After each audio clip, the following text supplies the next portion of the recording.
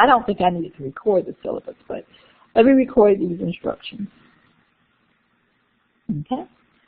One of the major projects that you will do in this class is a language sample.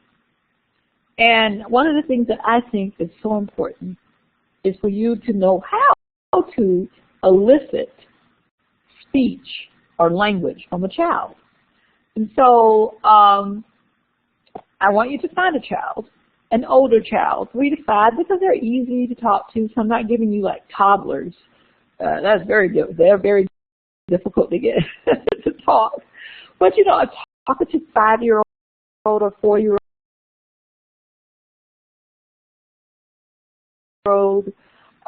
you know, I think that's easy if you can find someone. Hopefully you can. I would try to steer away from 5-year-olds only because 5-year-olds have really, really complex speech patterns. Yes, Bradley, you would have to have the mother and child to play together and you can record their speech. Yeah. I mean, you can take notes on their speech. Mm-hmm. But in person is so much better, but if that's the best that you can do, then that will be fine. Especially if you have relatives far away. So, what a language sampling does, this is a language sample. Oh yes, Kristen, you can use your own 5-year-old child, yes. Mm-hmm. Anybody else? Well, some people came in late, so you may not have heard me at the beginning when I said to find a child. Yay. Thank you, Kristen. I like that. She's letting me know how she feels. Oh, Bradley. Bradley, you're making it difficult for me, really. 6. You can do a 6. But 6-year-olds, oh, their language, that's really complex. Are you ready? Are you ready for a complex sentences, Bradley? I just want one setting, Donna, just one setting. We don't have time in this class to do different settings. So it doesn't matter where, I mean, if it's a child, it can be in your home, be in the child's home, be at school or playground. You pick the setting, it doesn't matter. Okay, Brad. And I'll give you more details. You'll have instructions on that so that you'll know what to do. But let's talk about what a language sample, you know, is and all of that. So that second book, The Guide to Analysis of Language Transcripts, will help you with understanding language sampling. If you know someone who has taken these courses before, so maybe you can borrow their book. If you know any of our graduate students, they should have a book similar to this. You don't have to buy this book. If you have bought it, then that's good. It's not, I mean, it's going to help you. Because it provides instructions on how to get a quality language sample so that you can analyze a child's speech for the content, for the semantic content, the syntactic content, and the pragmatic content.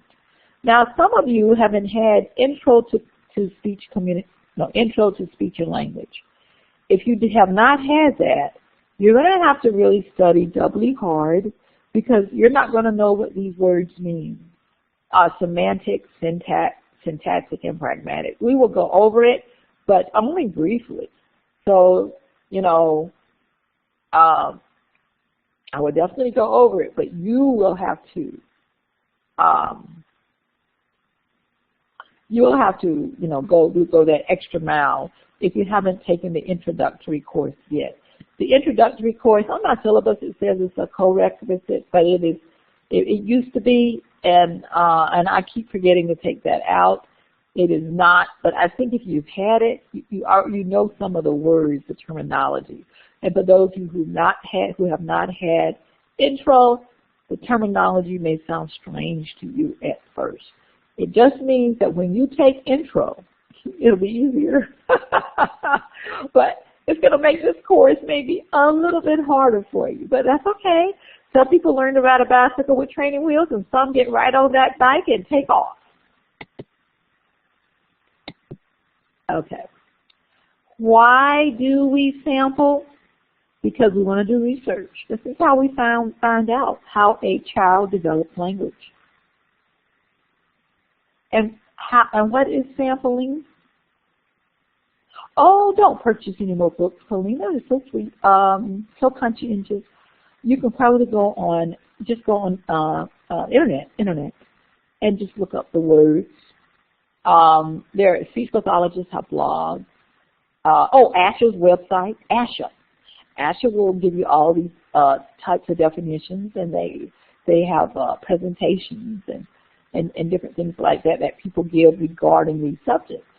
So, yeah, that's what I would do. That's what I would seek out first. Let's see. Now, don't believe all blogs, because some people, you know, it's only their opinion, right? It's only their opinion. It's not research-based. But it may give you an understanding. Okay? It may give you an understanding of the field and what I'm talking about. But remember, a blog is just a blog.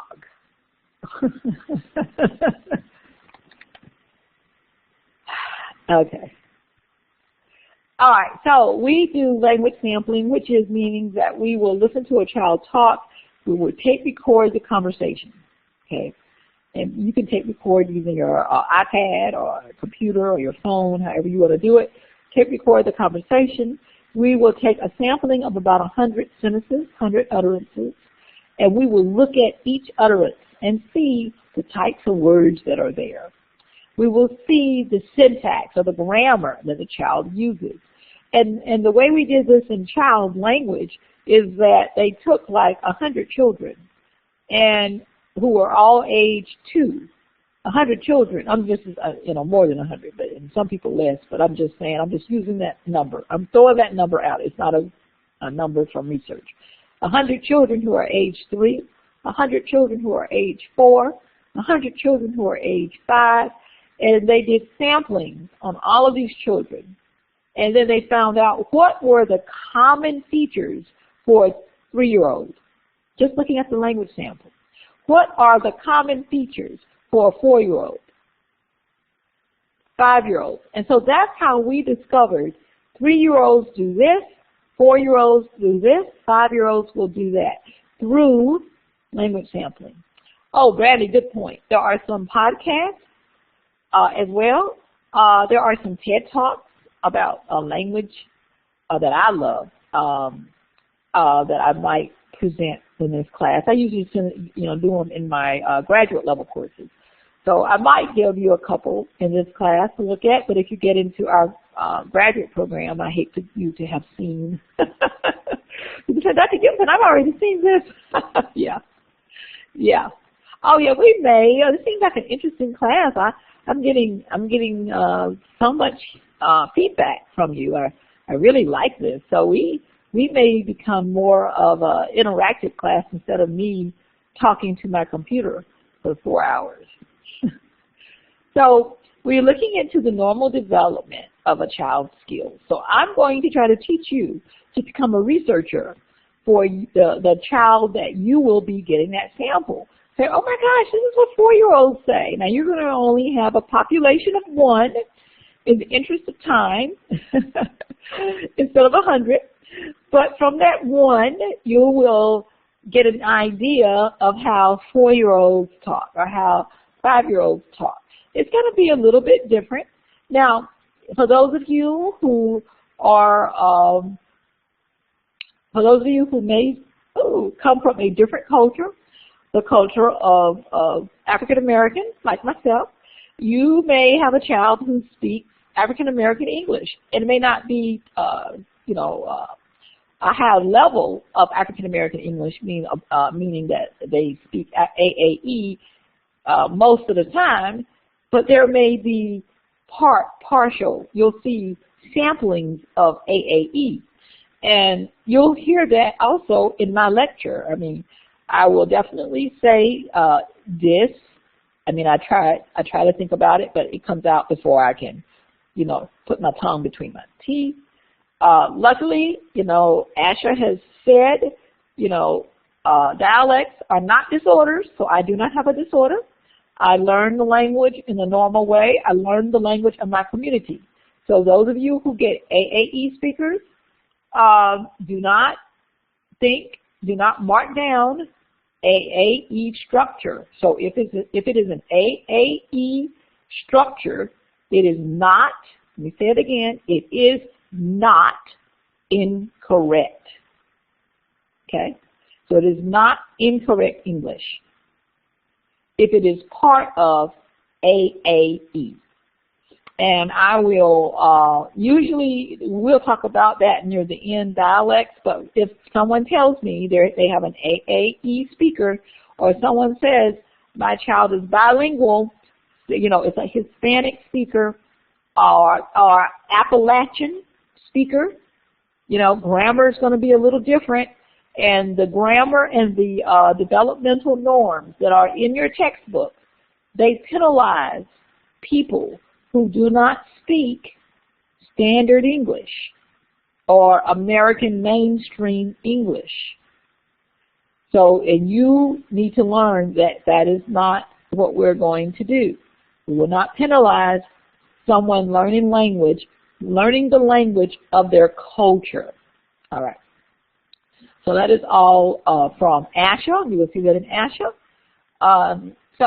And I can tell when I look at the language sample if I have a speaker from a different culture.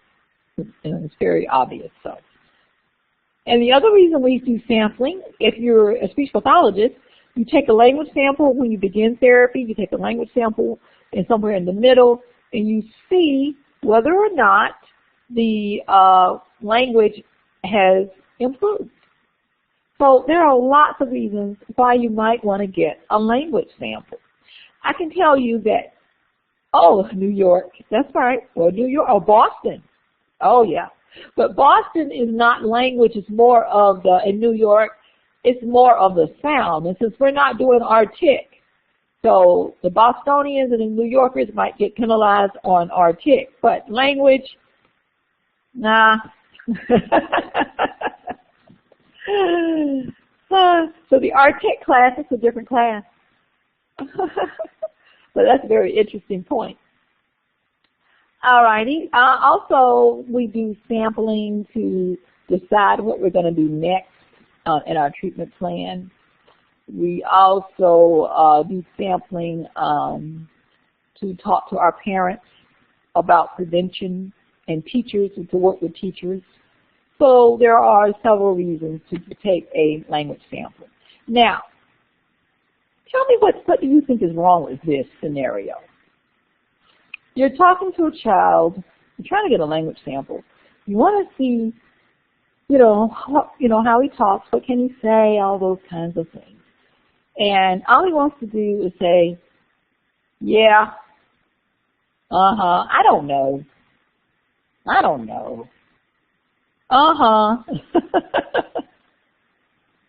Oh my God. Is that going to be representative of that child's language skills? Are you going to say, this child can only speak in 1 or 2 word sentences? It could be, brother, yes. Some of them get very shy. So sometimes I don't even go in and talk to the child. Sometimes I have the parent play with the child, and I stand back. Sometimes I ask the parent to bring in a sibling and let the 2 siblings play with each other. And I feel like then I can get the true nature of that child's language, that it will be representative of the way that child talks.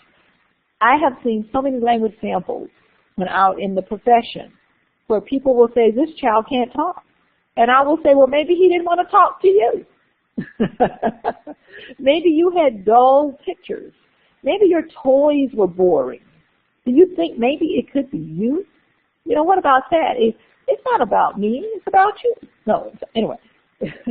So, yes, you can use siblings. Yes, that's why we're going to talk about it, so you can know how to get a language sample. You want your language sample to be representative of the child.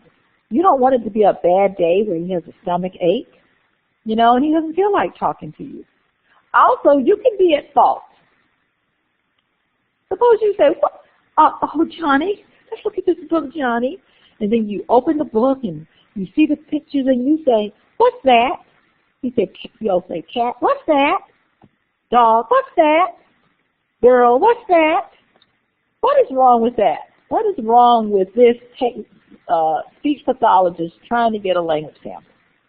What's wrong with that scenario that I just acted in? Anybody? Yes. Not asking open-ended questions. Yes, they're answering one word. It looks like the child can't talk. He can only answer questions. You got information to say, well, the child knows how to answer. What's that? That's all you got. That's all you have. He knows how to answer. What's that? So you cannot say that the child has a language problem or a language delay based on, what's that? Yes, very good. This Brad, yes, Brad. Uh-oh. Look at this. That's right. So tell me what you see. Tell me. Oh, what's going on? Oh, can you tell me more? Can you tell me more? Oh my God, that's interesting. Yeah. So there you go. Very good. So let's go on. You all might be way ahead of me on this. So in order to obtain language samples that are useful is the key word, the clinician must address factors that affect the representativeness and the naturalness of the language sample. You want it to be natural, you want it to be representative, so you want it to be a great play session. So you want to look at the settings. Sometimes they are more comfortable in their own homes than if they go out. Sometimes it is better to go to a park. That's if you can, record it because of the noise. You want to be careful of the noise because you want to be able to hear what the child is saying. Sometimes it might be better, at a restaurant, at a McDonald's. I don't know. So you decide where is it the most comfortable. When you're a speech pathologist, they have to come to your clinic. Or if you're in the schools, they come to your little room. Or you can watch them in the classroom. Or you can watch them on the playground or in the cafeteria. I can tell you this. School speech pathologists do not have the time to do language samples. So you probably won't do this in the school. But I used to do it as a private clinician, and it gave me a lot of information to better judge the child. You got to think about the materials you're using. Are the materials age appropriate? Are they appropriate to the time? If you're still doing, if you're back in my day in the 1960s, it was Captain Kangaroo. If you're doing Sesame Street, then the characters have changed on Sesame Street. So there may be some new characters.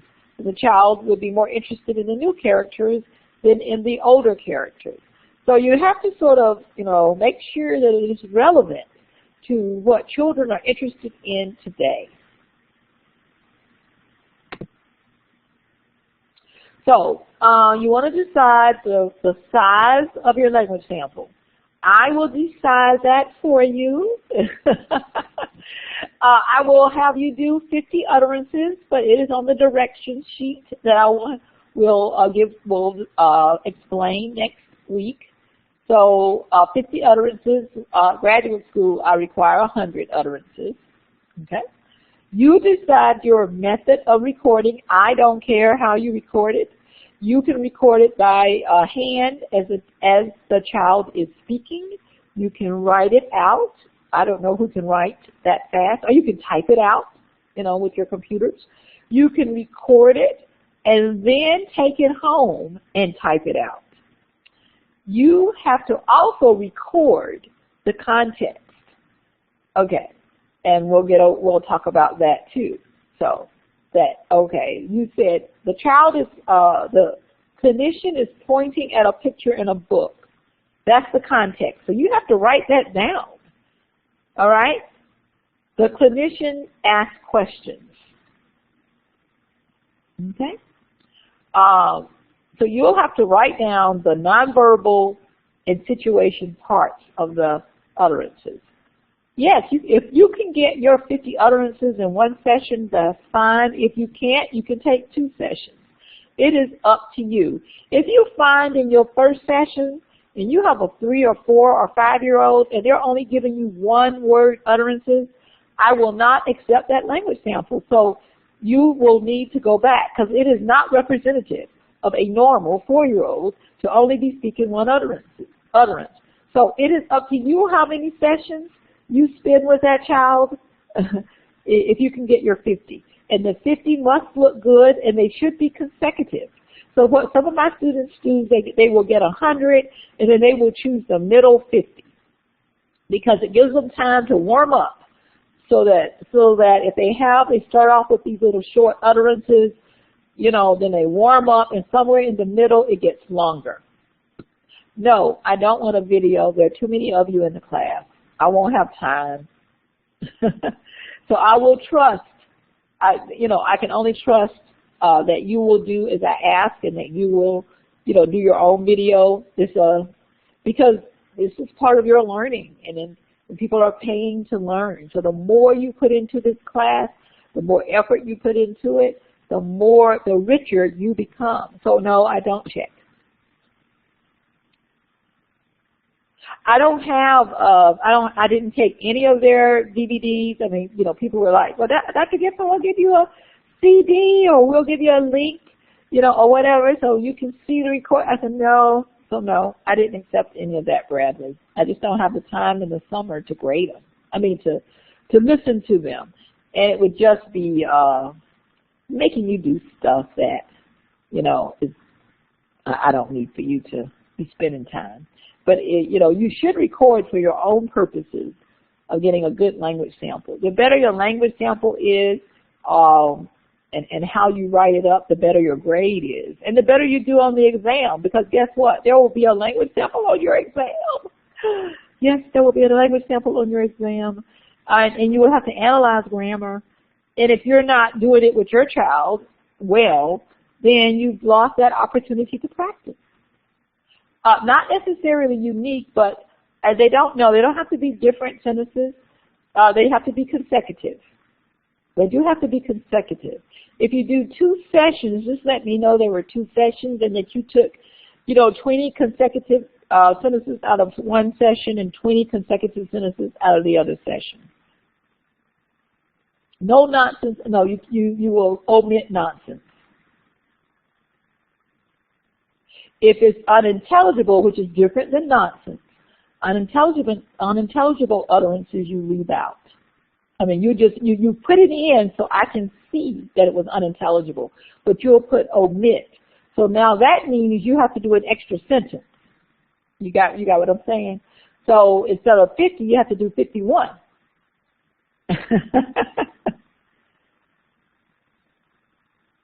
Okay, who is this right here? Language sample on final exam. Who's Donna Smith? Okay, that's what did she say? Something about language samples on final exam. Yeah, I will have sentences on the final exam. I will make up some sentences on a final exam and tell you and ask you to analyze it. But I will give you practice. You'll have practice on the quizzes. You'll have practice before. And for some classes, I have even done Friday night grammar review. So, and they're not required. Just like you ask for a study guide, people will ask, Dr. Gibson, I need a grammar review. And so we meet for 1 hour on Friday night. I archive it, so those of you who can't meet, you can listen to the archive, but at least 2 of you must show up. If you don't show up, or 1 of you must show up. If you don't show up, I don't say anything, because I can't talk to myself. Because some of you, you've been away from grammar a long time. And you might not know what a gerund is. You might not know an infinitive when you see it. So I understand. Adverbs sometimes get tricky. Yeah. So we will definitely work together on that. It'll be fun. I mean, it's all in your attitude. You can make it fun. Okay, so now you are going to transcribe your language sample from your audio or video onto a sheet of paper, and you're going to write it in orthographic English, meaning the way you just regularly write. You're not going to write it in phonetics. No phonetics. So you may not have had phonetics, so I'm not going to, make you do phonetics. But some people do, maybe on the graduate level. There may be some things you may have to write phonetically. But for this class, you're going to write orthographically, which is just the way you write currently. And let's see, do I have an example? Hold on. Yeah, there it is. Oh, no, I don't have an example. Next week, I will have an example of this page to put into Blackboard. You do have examples in content, but I don't have it on the PowerPoint, so that's not going to help you if you can't see it. So there is a sheet, and it's in content, and it's in your book. And what you're going to do is you will have the child's utterance in one column. So you'll have one column. It'll be utterance, number 1, 2, 3, 4, 5. You will have the child's utterance in one column. You will have the adult, what the adult said. So you have to have what the adult said, what the child said, and then you write the context. I don't think I have it in the right order. I think it's the adult, context, child utterance. I think that's right. Adult, context, child. But I will have that sheet up in Blackboard next week so you can see how to set up your sheet. Okay? So, but for now, I want you to look for a child. You can, and in terms of doing a language sample, basically, if you follow these guidelines here, think about the toys, think about the questions that you're going to ask. I think I have directions, but I didn't put it in here. I don't think. Hold on. Oh, no, I did. Here it is right here. Okay, so good. So we'll talk more about language sampling in a minute. Okay. Oh, Bradley, very soon, because look here on your, okay, you will need to have your language sample in without the analysis, so the language sample will be just the child's utterance, the adult's utterance, the context, things like that, by July 5th. So, I don't care when you get your child. That's up to you. I mean, you can get them tomorrow. You can get them. You can find your child July 4th. I don't care as long as you have done this right here. Oh, no. You have to turn it in by July 2nd. So I'm sorry. The language sample needs to be turned in by July 2nd. July 5th is the class date, but the language sample is turned in before the class. So you need to find a child immediately and start immediately. I mean, it takes about an hour to do a language sample, 1 hour. If you have a talkative child, you'll get 50 utterances. I mean, some people go for 75 only because they just want to have enough utterances because they don't want to go back. Some people have even said that to get, I got 100 because I don't want to go back. And usually if you have a talkative child, you will have utterances like in 30 minutes. 45 minutes, you will have plenty of data to work with. There you go. You see, Kristen? Also, you can borrow Kristen's child. To say, Kristen, I'm sorry.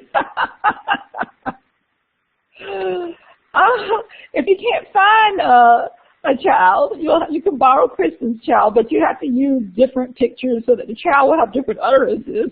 That's what I'm saying. Yes.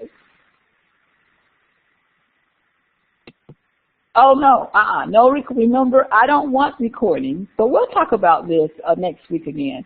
What I want will be your written language sample. Do not send me any recordings. I'm not listening to any of your recordings. So you have to do your recordings before July 2nd. Oh, sorry, I'm on the wrong before July 2nd. You have to do your recordings before July 2nd because you got to write it down on the worksheet.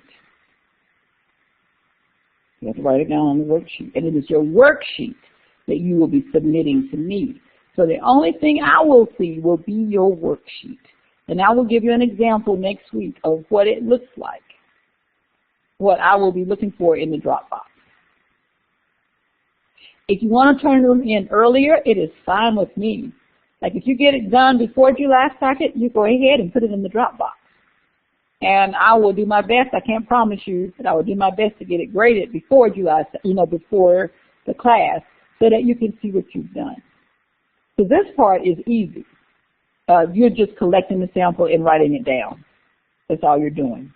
Collecting the sample and writing it down and turning it in. And I do that because I don't want you to do an analysis and then I look at your sentences and I say, oh no, this isn't going to do. And then you have to start from the very beginning. So I have learned that I need to look at the samples that the students are doing to make sure you're doing your samples correctly, that you have the right speech, enough of a representative speech sample to even do an analysis. All righty. Okay. All right. So this, I need you to complete this, and you will put this in your Dropbox. So what you're going to do is print this out. This is in content. It's the language sample analysis checklist. You're going to write your name and date. And you're just going to put I have selected my child, a child between ages 18 months and 6. That should be changed to 3. 3 to 6. I want 3 to 5. And you put the child's initials and the child's age. And I've had to change that form on your content. That's when I had people doing younger children. But young children are hard, so I don't want to do that. And if you have to put, I have secured parental permission. And let's see, what else did you say? That you put your setting on there. And if you have an adult partner, that could be the mother. Or you can put a child partner. Just mark out the word adult, just put child. And then just put, the sibling. Don't put their name, just put their initial. Just put sibling. I don't really care. And then what you have to do is to sort of train the adult partner. You don't have to train the child, but to train the adult partner if it's a parent. Like, don't say, what's that? What's that? Just to have them say, let them do most of the talking. Like, say, could you tell me about this? That type of thing so that they're talking. Tell me about your day. I don't want them, I also don't want them just only telling a story, like telling a story like Beauty and the Beast or Cinderella. They can do some of that, but that shouldn't be your entire 50 utterances. Because telling a story sometimes is memorization, and they've memorized some structures versus just conversation. So anyway, so somebody has asked a question. Hold on, I got to go back up about the forms. And like I said, I will give y'all the forms. Y'all are, woo, I have a very tight A group in this class. Is the worksheet a template? Oh, Ellen, no. As a matter of fact, you can create your own. You can go to Excel and you can create your own. You don't have to use what's in the book. You don't have to use what's on my content. I don't care as long as I have the information. You can look at the sheets that I have on content as your guide. I had students that go to Excel and they set up their own, or Word document. They set up their own columns and did it that way, and that was much easier for them. Okay? Now, if you buy the book and you get the CD, it probably has a template. The book that has language sampling analysis book, if you buy that and it has a CD, it probably does have a template. But if you didn't, you don't have to. You can just use Word and set up your own table or Excel. Okay, Colleen. Oh, of course you can, Colleen. Yes, you can be the adult partner. Just put, student, clinician, or, or put your name.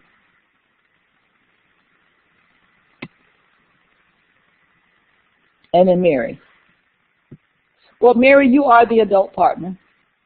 So you can be the researcher. I'm gonna call you researcher. You can be the researcher for your own child. As a matter of fact, when we start the lecture, I don't know if we'll start tonight because we have so many questions, which is fine. When we start the lecture, you'll find that many of the psychologists who wrote about language, they did their own children. So no, that is fine. But, you know, so it is fine. The reason we do this sheet, that I do this sheet, is just to help remind students how to set up, that's all. And especially if you're using somebody else's child and you're not going to be the one talking to the child, that you tell the parent how to talk to the child. Because in this class, you know, I will give you tips on how to talk to the child, but the parent doesn't know that. And so you have to make sure you tell the parent how to talk to the child, and that they're using using toys that will help elicit conversation, not toys where the child is making so much noise. You know those building toys? Oh my God, boom, boom, boom. So every time you listen to your tape, you can't hear what the child said. You know, so you don't want just stories in terms of tell me about your favorite TV show. Or, well, actually, the favorite TV show is okay. But if you read a story and then have the child to tell it back to you, that's not really conversation. So I don't really like that. So I don't want that as much. But that gives you something, but it's not the best. It's not the most natural or representative.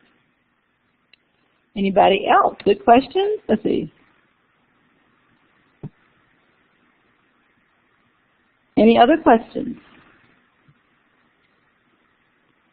All right, let's move on. Oh my God, it goes on. Oh, the checklist is due when you turn in, the same date. It's due when you turn in your the language sample. You just turn it in at the same time. So here you can do your materials list that you've done this. You're going to put that materials list on your language sample too at the top, but so this is kind of redundant. That you are using an audio tape or a videotape. A videotape is better if you can, only because you have to put the context. Was the child pointing to a car when he said something? You see what I'm saying? So videotape is much better than audio tape, unless you're just really good at remembering. And then here, there's, it's 100. But I've already told you, you don't have to do 100. You can do 50 utterances. You can do more. So, like I said, some of my students, actually, they get 75. They get more than 50 because they just want to make sure that, they know how picky I am. So they don't want to go back. So they just say, let me just get more while I'm there. Also, I don't want a whole bunch of one-word utterances, And so when you give me your sample, I'll kind of give you some guidance about, what I want you to analyze, because I might say, you got too many one-word utterances right here, utterance 10 through 15. That's 5 utterances that are one word. Maybe you're going to start your analysis at number 21, something like that. You're going to go 30, 30 through something else. I'll give you some type of idea. You'll collect 50, a minimum of 50, but I will only have you analyze 25. You understand? You'll collect 50, but I'll have you analyze 25 for grammar. The 50 you will need for an analysis where you're going to count the utterances. Okay, but I'll teach you how to count utterances. It's not counting words, it's counting morphemes. So you'll need the 50 for that. But when we do grammar, I'm only going to allow you to do 25 because I have to grade it. And right now it looks like there are 14 people in the class, and I don't know who else may show up next week. That's a lot of language samples for me to grade, if I have to look at 50 different utterances times 14, right? Yes, Bradley. I don't care if you do bribing. I am a great briber of children. If I had all kinds of little things, okay, you got to do this for me, especially when I was a student, because, you know, my grade depended upon these children cooperating with me. So I was like, come on, you know. Yeah, whatever works. Also, make sure they're not imitating you, all right? You don't want them repeating what you just said. You know, I will mark that out too. You know, I will just, you know, say, oh, can't use it, can't use it. So, oh my goodness.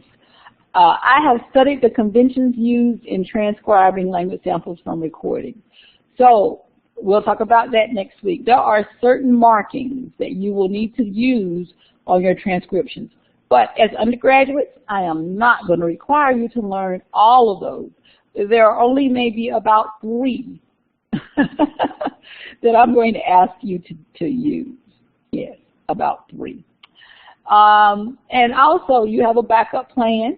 So let's suppose you have an appointment with your child, and they cancel or get sick. Well, you need to figure out a child B, okay, or a child C. So that means you can't wait until July 1st or June. You know, that means you really need to go ahead and get going. At least find the child this week, and then after the lecture next week, go ahead and video, because I'll give you some more information next week about getting a language sample. So just have a backup plan, that's all. And if everything fails, then come to me, and then we'll talk to people in the class who have children, see if you live close to each other, see if there's something that we can do, you know, something that classmates can do to help you, that kind of thing. Bradley just mentioned, you know, Skyping. And if all else fails, then you know, you may have to give me a link on YouTube of a student and a child talking. I mean, there are some YouTube videos of speech people are talking with kids and getting language samples. But I hope you don't do those because it's so much more real if you are actually trying to get the child to talk yourself. And it's even more real if you're using a child that isn't yours, but it's okay to use children that are yours, especially if that's more convenient. All right, let's move on. Okay, language samples. The language sample must be representative of the child's language performance. So what factors affect the sample representativeness? The nature of the interaction. So in the ideal world, the clinician would obtain language samples from different people in different contexts, meaning that you will see the child with the parent, with the sibling, with yourself, with a stranger. Because remember, you're going to be a stranger as a clinician, because the child comes to you, right, to your clinic. You're a stranger, and this child is supposed to talk to you. So the ideal world is that you would want to see the child talking to different people to see how they use language. Also, you want to see the child talk in different contexts or different situations to see how they use language. That's the ideal, but we don't live in an ideal world. So we have to do the best that we can do. And what we have found through research is that if we get 100 utterances, which is not what you're going to do, Bradley, don't make me laugh in the middle of my lecture about your 5-week-old. Okay. If you, I just forgot what I was saying. Oh, God. Oh, in the real world, can somebody help me? Okay, research. Oh, that's right. So research seems to say that it doesn't matter, and this is good news, that speech pathologists, when we go in there and we do our speech sampling, even though we're strangers, that we get a pretty good representation of how the child talks. And so we don't have to go to the different settings. We don't have to talk to the different people. That actually what we do is pretty representative, okay? So if you don't ask a lot of questions, if you allow the child to lead the interaction, your sample is going to be much more representative, okay? So we have found that we don't have to do everything that is in the ideal world at our sample, and we do pretty good at it, pretty good job. So the setting, the research says no, we don't have to go to different settings.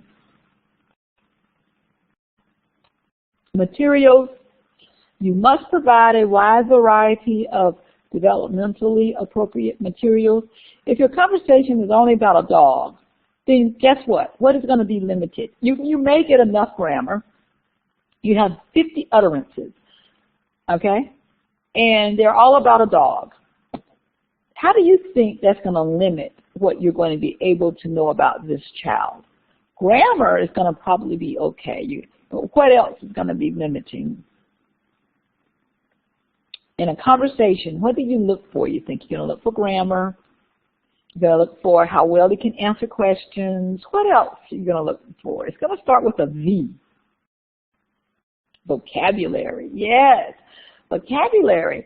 So if you're only talking about one thing, you know what I'm saying? You know, it kind of gives you a skewed idea about his use of words and the types of words and the number of adjectives that he might use, the number of adverbs that he might use, the number of different verbs that he might use. For example, with dog, he might say bark or run or catch or, you know, eat. But if you say, you know, if you talk about something else, then you're going to get a totally different set of verbs.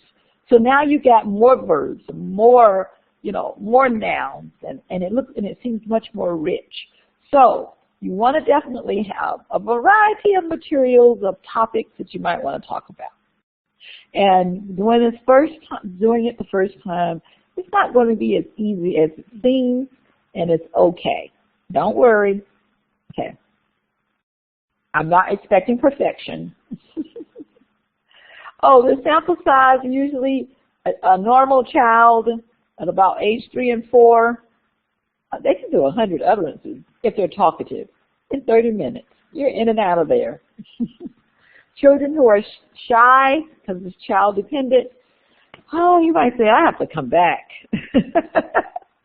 So you just put on the note, second session, so I know that it is not just one session. That's not the ideal way to do it, but sometimes that's all you got. Okay? Oh, did I do everything? Oh, method of recording. You need to always write down any nonverbal context, especially if you're only doing audio recording. You need to know what's going on nonverbally. So, here are some guidelines for how you get kids to talk. And these guidelines are really more for very young kids, 2-year-olds, 3-year-olds, 4-year-olds, and 5-year-olds. Unless they're shy, you can usually get them to talk. And I'm not asking you to go to strangers unless that's all you know. So, you know, your relatives, friends, you know, you'll probably not have an issue with this. So you can begin with parallel play and talk. And what is that?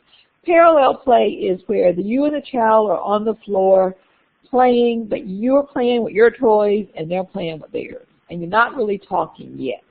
And you just sort of kind of, you know, play along, but you're not engaging. And then eventually you engage, you know, after maybe 5 minutes of parallel play. Sometimes the child will initiate. That's what you want. You want the child to initiate first. But if the child doesn't, then you say to yourself, it's almost like parallel talk. Oh, look at my car go. My car is going.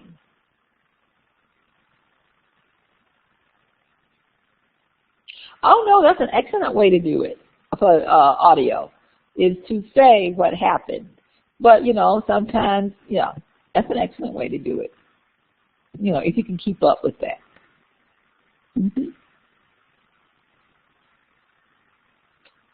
All righty, let's see here. You want to move into interactive conversation. You can use routine questions like, what does a doggy say? Okay? If you're talking about a younger child, and he's going to go woof woof, that's just to warm him up, but you don't want to ask those kinds of questions throughout. I've seen language samples where people get them to count, to warm them up, or ABCs to get them to warm up, but you can't, you'll omit that on your language sample, Sometimes if they have an older child or sibling there, you will ask the older sibling to come in and play, and then, you may be able to get better speech that way. Whatever the child's topic is that he has initiated, then you continue it. You tell the child, tell me more. Oh, that's interesting. Really? Oh, really? And then when you've exhausted that topic, see if the child will initiate another topic, okay? Or you bring up a topic, Restrict your use of questions. Don't go, what is this? You can, but don't let that be the majority of what you say. Where is it? You want to say, tell me about this. Tell me about that. In terms of your toys or books or whatever it is you have that might be of interest, give the child the option. Say, should we do this? Or should we play that? What should we do? Give them an option. Let it be more child-directed versus teacher-directed. Use utterances yourself that are slightly longer than the child's utterances. You don't want to talk in short phrases because then the child might start talking in short phrases. And you don't want to be too complicated either. So just slightly longer than what the child is saying. You don't have to worry as much for 3- and 4-year-olds. The normal children. These guidelines are for children usually who have been referred to you as a speech pathologist and they have a problem. Okay?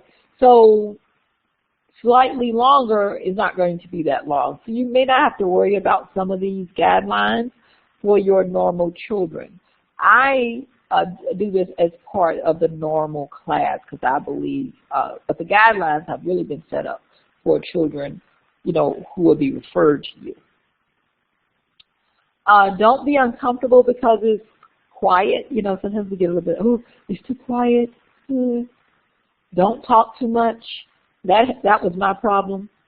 My God, I listened back to my video and I'm doing more talking than the child.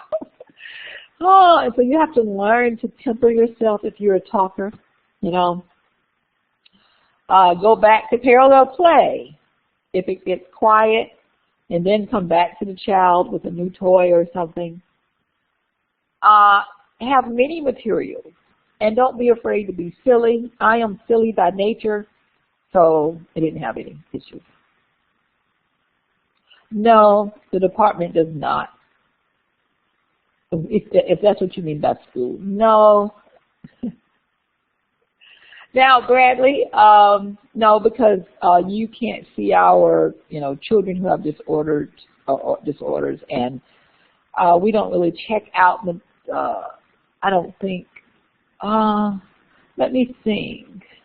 I'm not sure if prereqs, you might be able to check out, I doubt that you have an iPad. I have an old-fashioned tape recorder, but I don't even know if I have any tapes. You can use your phone, I don't know, your computer, so I'm sorry. But toys and things like that, no, we don't let students take them home because we tend not to get them back, so we don't even make that a policy. So don't be afraid to be silly.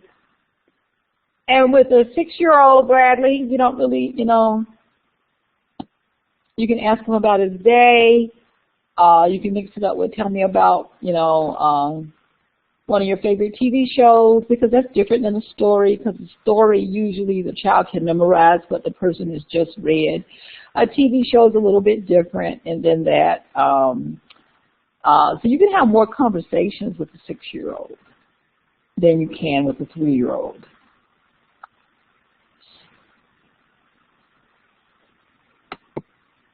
All right, any questions? Next week, I will bring you an example of how it was written, the transcription. Actually, based on the information I've given you, you can go ahead if you want and try recording or taping a child and practicing getting a child to talk to you about a topic of some sort. Use materials around your house. Or if you're using a friend's child, ask a friend, what is it that your child likes to talk about? You know what I mean?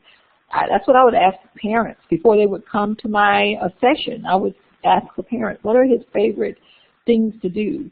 What are his favorite TV shows? What are some of the things that that will get him to talk? I would just ask the parent, or I'll ask the parent, can you go in there and you talk to the child, you and the child talk? Oh, you come up with your own topics. Oh, yeah. You can come up with your own topics, take the child's lead. It all depends on the age of the child. Very young children, you want to take the child's lead. Older children, you can direct them more in the conversation. Yes, especially 5-year-olds, 4 and 5-year-olds. 3-year-olds are still in that little middle stage.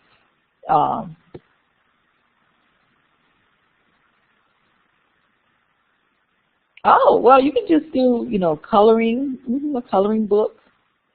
Don't spend a lot of money, Bradley, because, don't, or anybody. You really don't have to do that. And so, Bradley, I have Brad. I see your name, Bradley, so I'm just reading it. I don't know if you prefer Bradley or Brad. I have some, what do I have in my office? I'm trying to think if I have puzzles. I don't know. I'm trying to think. I don't even know what a 6-year-old would like. Ask his mom. Yeah. I have some things in my office that I'm willing to let you borrow and bring back. All right. Any other questions? But my toys are generally geared towards 3-year-olds and 4-year-olds with language problems. So they're more towards a younger age. Remember, no language impairment. If they have a speech impairment, like if they say W for R, that's okay. But if they're unintelligible, you can't use them. Like if you can't understand most of what they're saying, you cannot use that child. But if they have a couple of errors that are normal, they just have to get a little older to outgrow those archaic errors, then that child is okay, all right? Because I don't want to turn away the language sample, and tell you that this language sample will not do. And make sure it's a normal child. If the language sample, even if you tell me the child is normal, if the language sample does not look normal to me, then I will not allow that language sample. Okay. So if you have a 4-year-old and most of the language sample will be 2-word utterances, it will be returned. Okay. So I just want to, so that means you need to find a different 4-year-old. I'll just say, Dr. Gibson, I'm going to have to go to YouTube.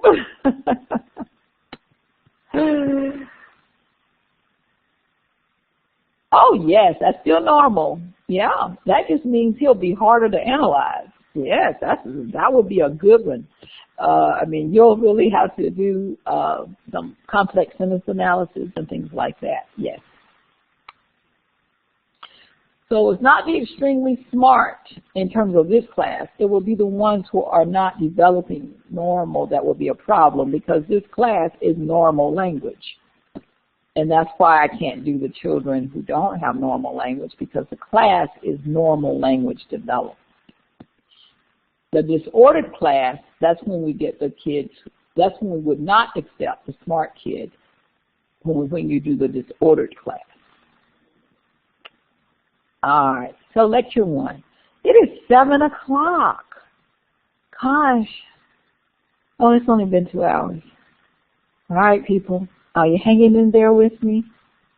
We're going into lecture 1. I was going to say we're spending so much time. I won't have anything to give you a quiz on. All right, communication. What is communication? Communication is the sending and receiving of information. And that is the ultimate goal of what we want to achieve as human beings. We want to be able to communicate effectively. Speech is not the only way to communicate. There are signs. The way we dress, we communicate the way we dress. We communicate when we wear different perfumes or colognes. We communicate when we pause. An awkward silence is a way to communicate. That eye gaze. You know when your mom gives you that eye, the evil eye or whatever, that look, and you know she didn't have to say a word. You know you are in trouble. So there are many, many ways to communicate.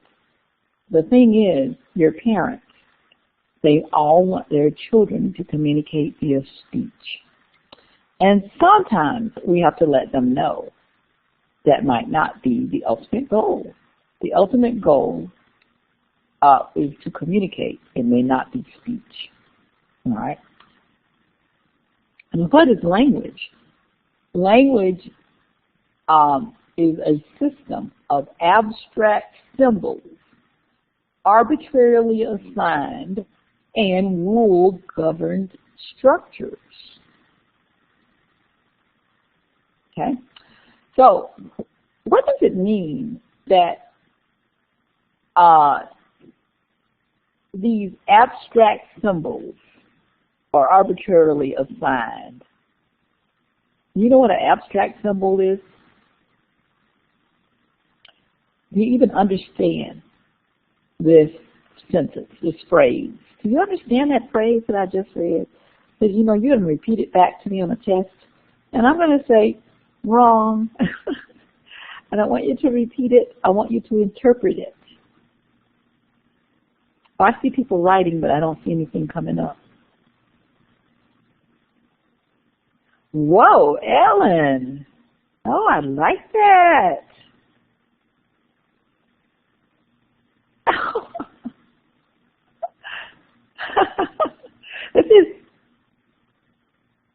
Yes, that's right, Mary, that's right.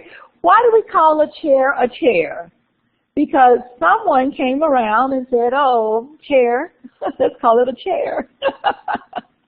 And then the people in the group said, yes, chair.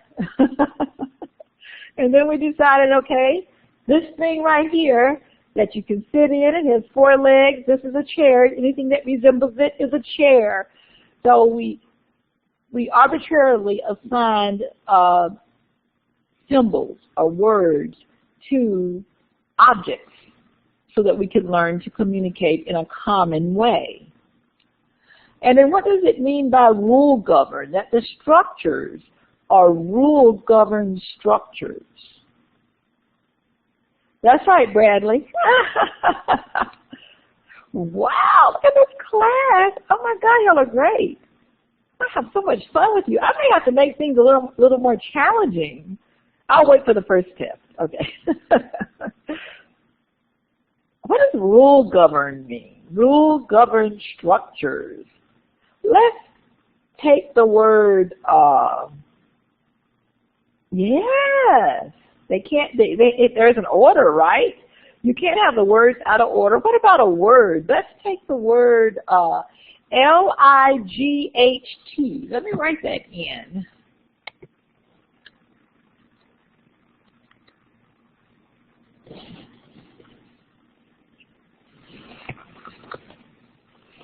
A child looking at this, a child from another country, another culture looking at this word, might say that word is lig-hit.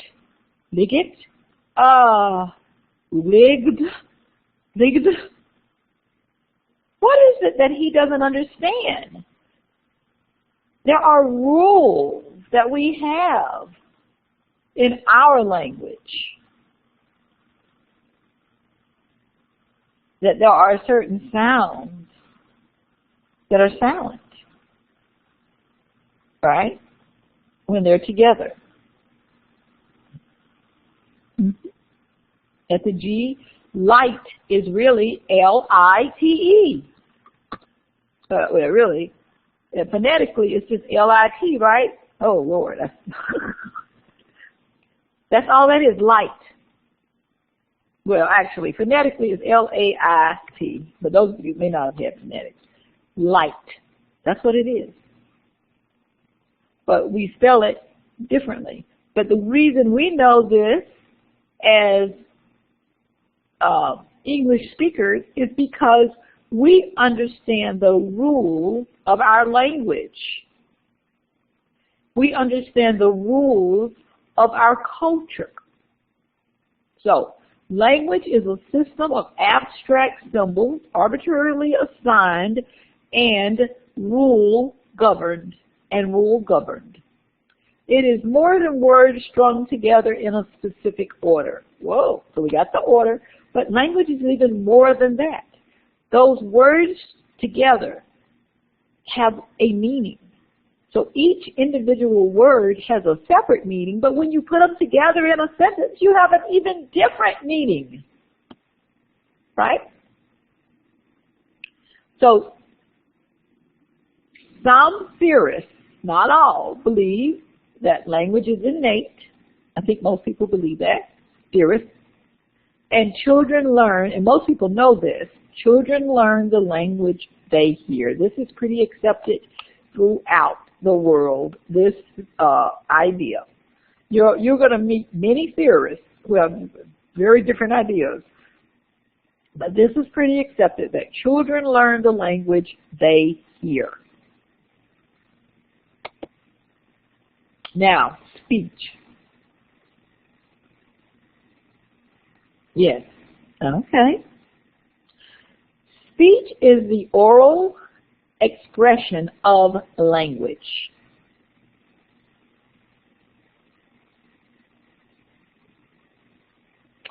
Speech exists in the absence of language. Does that even make sense?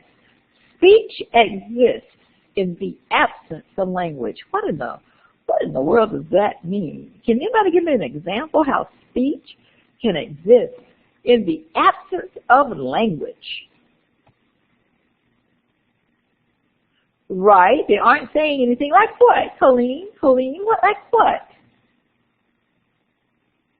Well, we're not speaking of babbling. Babbling is non-speech.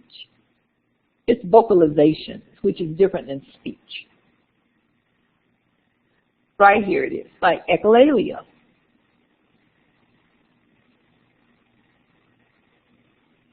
So when you think of babbling, you're thinking of vocalization. Speech has meaning, is more meaningful.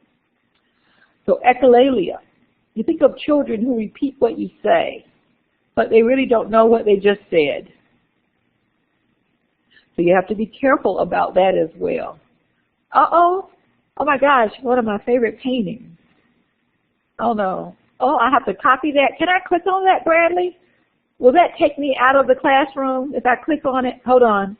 Let's see what, I'm going to see what happens. I haven't ever done this before. Well, nothing happened. Hello? Okay. You're still with me. I'm not going to do that. I'm too scary to do anything different. Okay. Language exists in the absence of speech. Give me an example of that.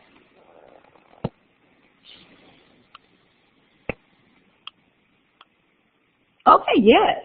Let's see. Very good, Simon. Very good. Oh, texting. Yes, Ellen. Oh, Ellen brought us right into this era, this time period. Yes, texting. Yes. Oh, emojis, yes. Oh, emojis is even more current. I just got into emojis. I can only use one or two at a time, though. So I am language delayed if you judged me on my emoji speech, or my emoji communication. So All right, so what is echolalia? Here's a word, a vocabulary word. Imitation of words or phrases in the absence of comprehension of the output. So it's just the imitation of a word or words or phrases in the absence of comprehension of the output. I mean, they don't know what they've said, what they have just said. Speech is a process. It's very complex. To do speech, you have to coordinate breathing, phonation. So phonation would be your vocal folds vibrating. That's phonation. Resonation. Resonation is the quality of your voice. Do you sound nasal, hypernasal? And articulation. Articulation is the movement of your articulators, like your tongue, your teeth, your lips. So articulation, movement to create the sound. So you have to have all of these factors in order to talk. Why is it that children who have cerebral palsy, CP, have problems with talking? Which one of these speech subsystems, respiration, phonation, resonation, and articulation, would they have trouble with, and why? Well, actually, all four. Tell me, why do they have trouble with respiration? CP, children with CP. Especially quadriplegic. They're wheelchair bound. Why may they have problems with respiration? Anybody? No guesses? Uh-oh. Usually I have some guesses. Let me see if anybody's trying to, oh, I see some writing up here.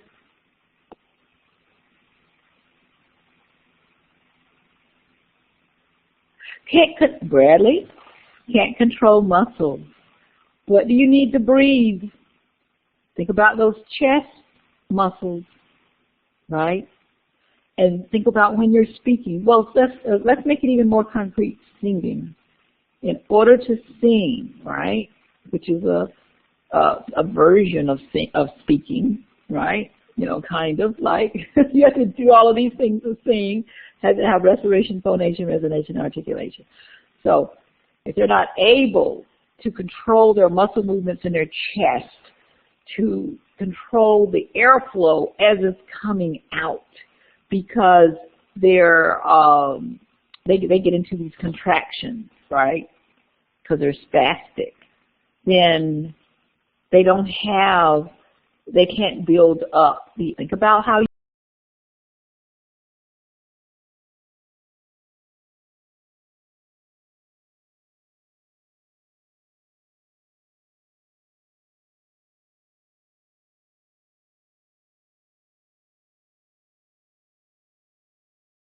you speak.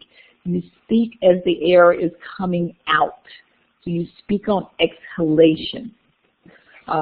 So as they're exhaling, they can exhale, but then they have to coordinate all the vocal folds. You have to coordinate the muscles of the tongue, the muscles of the lips, and the entire definition of CP will be having difficulty with coordinating muscle movement.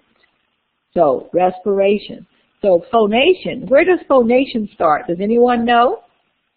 Oh no. Hello? Can you hear me?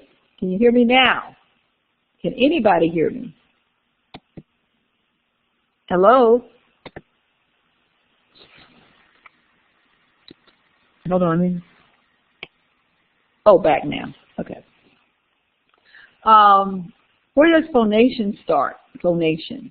That's phonation. It starts in the, anybody? You don't have to have anatomy. You can guess. You're just lay people right now. Using the big words. Larynx. I thought you were going to say throat. Larynx. Very good. Larynx. Starts in the larynx. Do you know what part of the larynx? Which part of the larynx would you have phonation? Would cause phonation? What part of the larynx? Anybody? Starts with a V. 2 words. V and an F. V as in Victor. Come on. V-O. V-O-C. Vocal. F. Vocal folds. Oh, y'all don't know that word? Oh my gosh. Okay, hold on. The vocal folds. I thought that was a common word. Oh, chords. Oh, that's true. Okay, sorry. Yeah, some people just say vocal cords. Yes, vocal folds. Yeah, vocal folds, vocal cords. That's where phonation starts. So like that. Resignation. You may not know that one. Resignation. Children with CP will have trouble with resignation. That means they found hypernasal nasality, because their palate, the palate, which is at the top of your mouth, at the very back. Oh, is there? Okay. At the very back, doesn't want to go back and close the air, close off the nose so that air won't escape through the nose. So children with CP will have air escaping through the nose. Talk.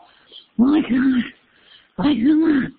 And when you have air escaping through the nose, it's very difficult to make sound as well. Okay. And then you have articulation. Articulation occurs where? What are the muscles needed for articulation? Does anybody want to tell me? Layman's terms. You can tell me the muscles. There is one big muscle that you need.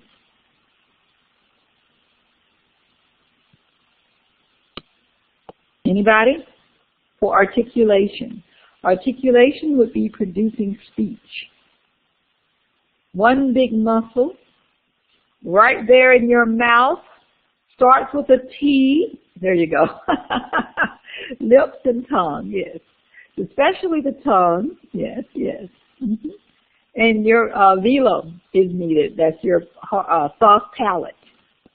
Yes. So that you would have good resonance. So very good. So all of these things are needed for speech. Speech is very complicated. And you don't know what kind of language a child has unless he can produce speech. It's very difficult. Well, it's very difficult. You can have them write. You can have them do things on the computer, point, and you can figure out their language. But speech is the output of language, usually. I will blame it on the delay. Did the delay just start, or has it always been a delay? I don't know what's going on.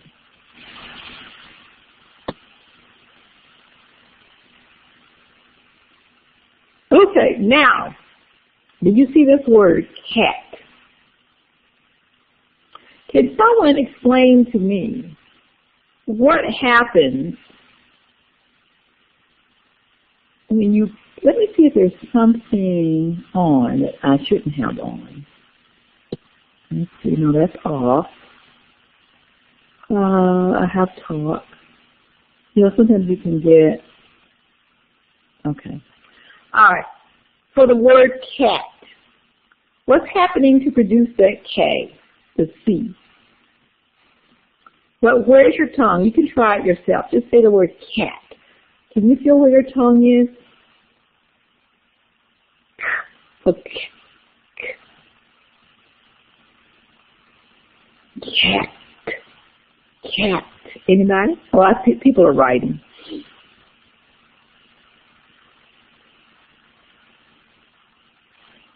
Yeah, the cat. Yeah, the back of the tongue seems to be lifted to the top of your mouth, doesn't it? Now, when you say the end of it, cat, what happens to that tongue?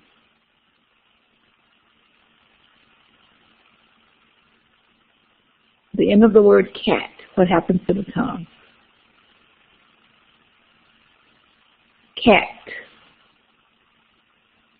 Tip of the tongue hits right behind the teeth. Yes. So just think about that movement in children.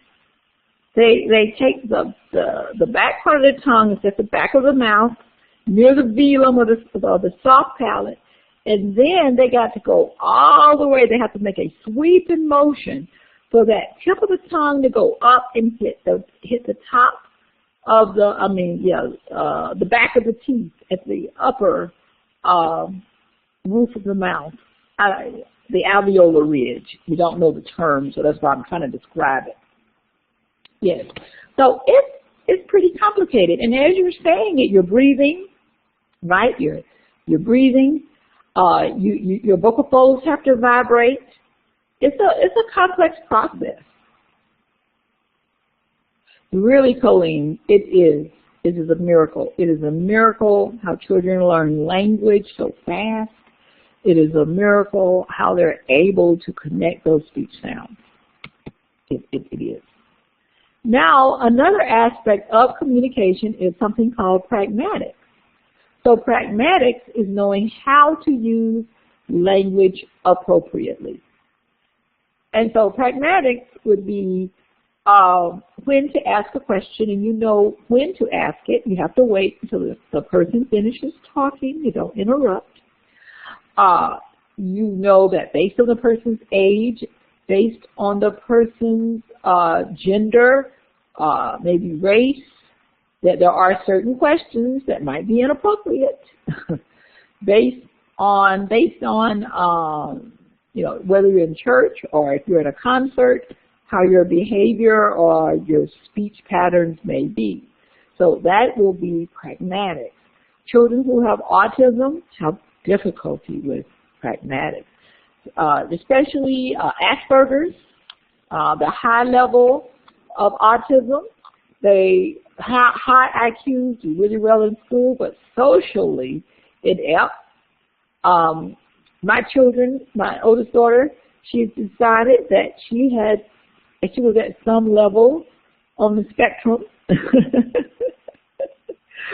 Because she said, people always thought I was weird. And she says, Mommy, I took the little test. There was a little test online about, do you have Asperger's or something? And she says, Mommy, I have Asperger's. I said, okay, baby. And I said, well, you seem to be doing well with it, so let's just continue on with life. No big deal. So pragmatics. So not only do children have to learn how to speak, how to come up with the right word, and then how to put those sounds together in the correct order, and following all the rules that are part of their culture. They have to understand how to use the language in an appropriate way to become an effective communicator. Remember, communication, that is really our key goal, communication. Yeah, she's she's a funny girl. She's doing her residency now. So if she has Asperger's, it worked out for her. She's doing her she's in her first year residency at University of Mexico Hospital in Albuquerque.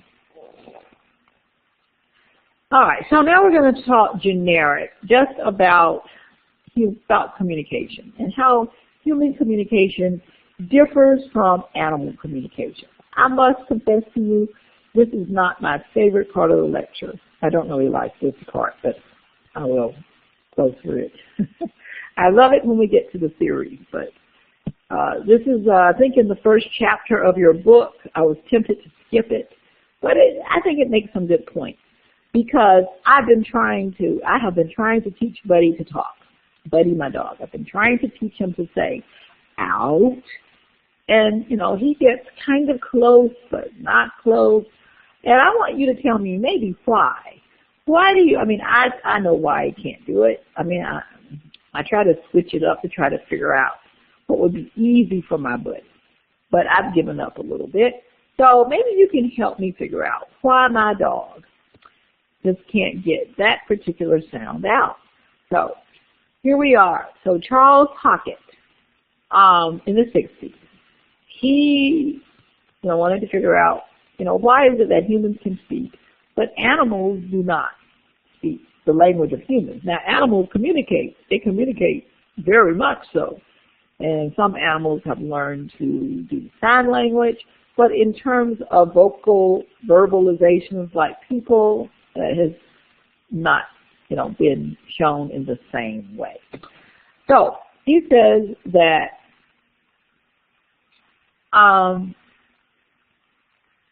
both humans and the two-legged animals like humans, people, and four-legged animals like some of the other animals. Oh, I guess chickens would be two-legged, so I just can't. So humans from animals. Okay, we both have these vocal folds. So animals can make noises, right, by having air going through the vocal folds. The vocal folds have to be constricted, meaning that they are together. The air goes through a constricted space.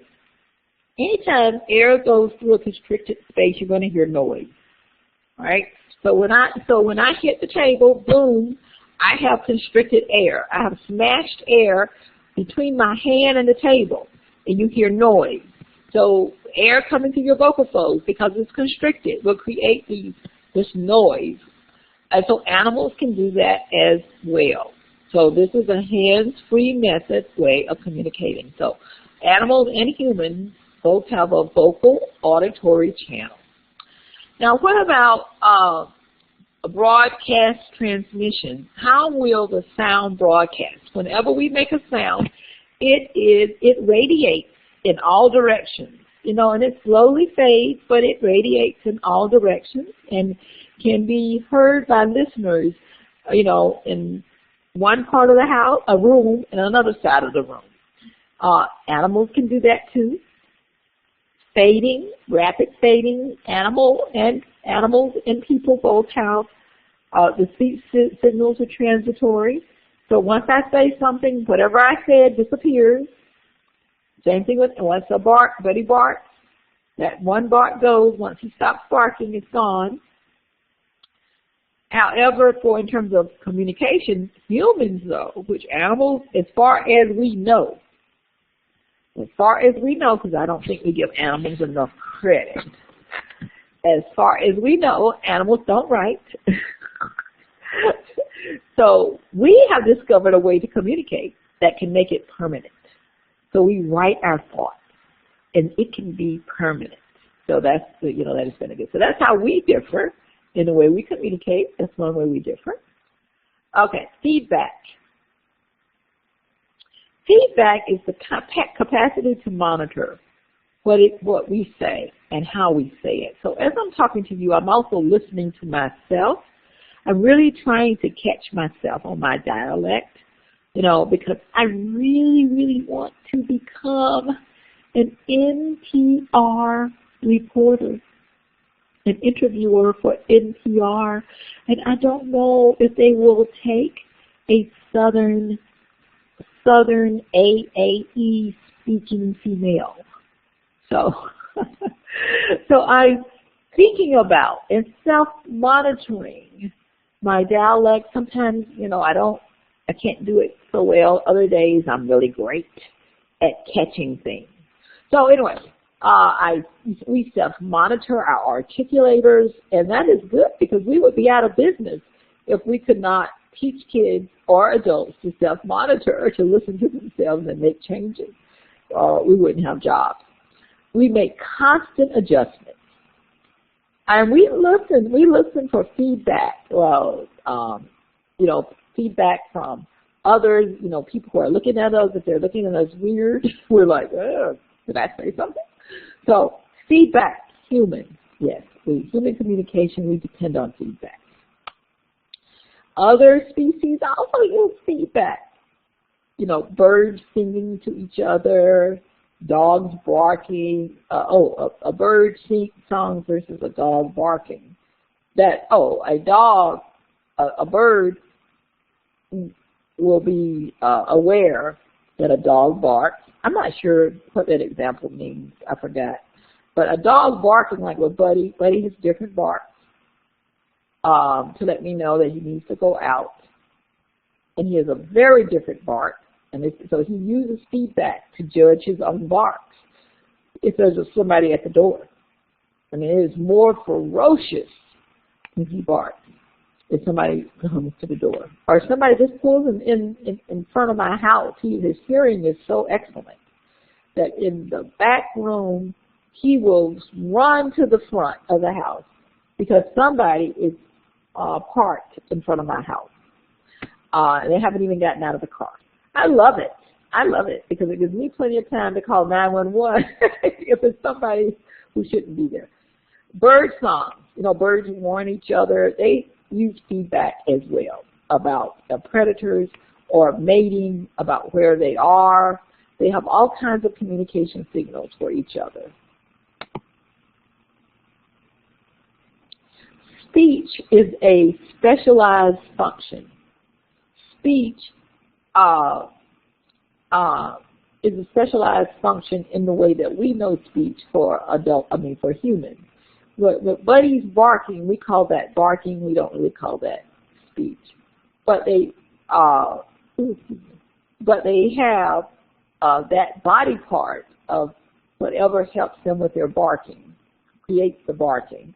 Their larynx, their vocal folds, is a specialization. So a specialization. Your body has learned to specialize, and they have body structures that are designed first and foremost for survival. That was your tongue and your lip. And the secondary purpose, specialization, was speaking. Speaking is secondary. Your tongue and lips were primarily specialized for eating. But bees also use their wings. Their wings have a specialization function. That not only to fly, which would be the survival purpose, but also to communicate. So they use their wings to communicate with other bees. So specialization is not unique to humans.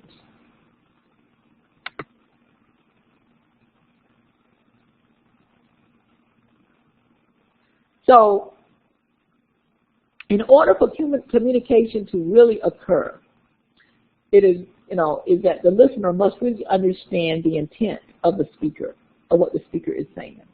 If your listener, whoever you're talking to, did not get your intent, did not understand you correctly, then you did not communicate.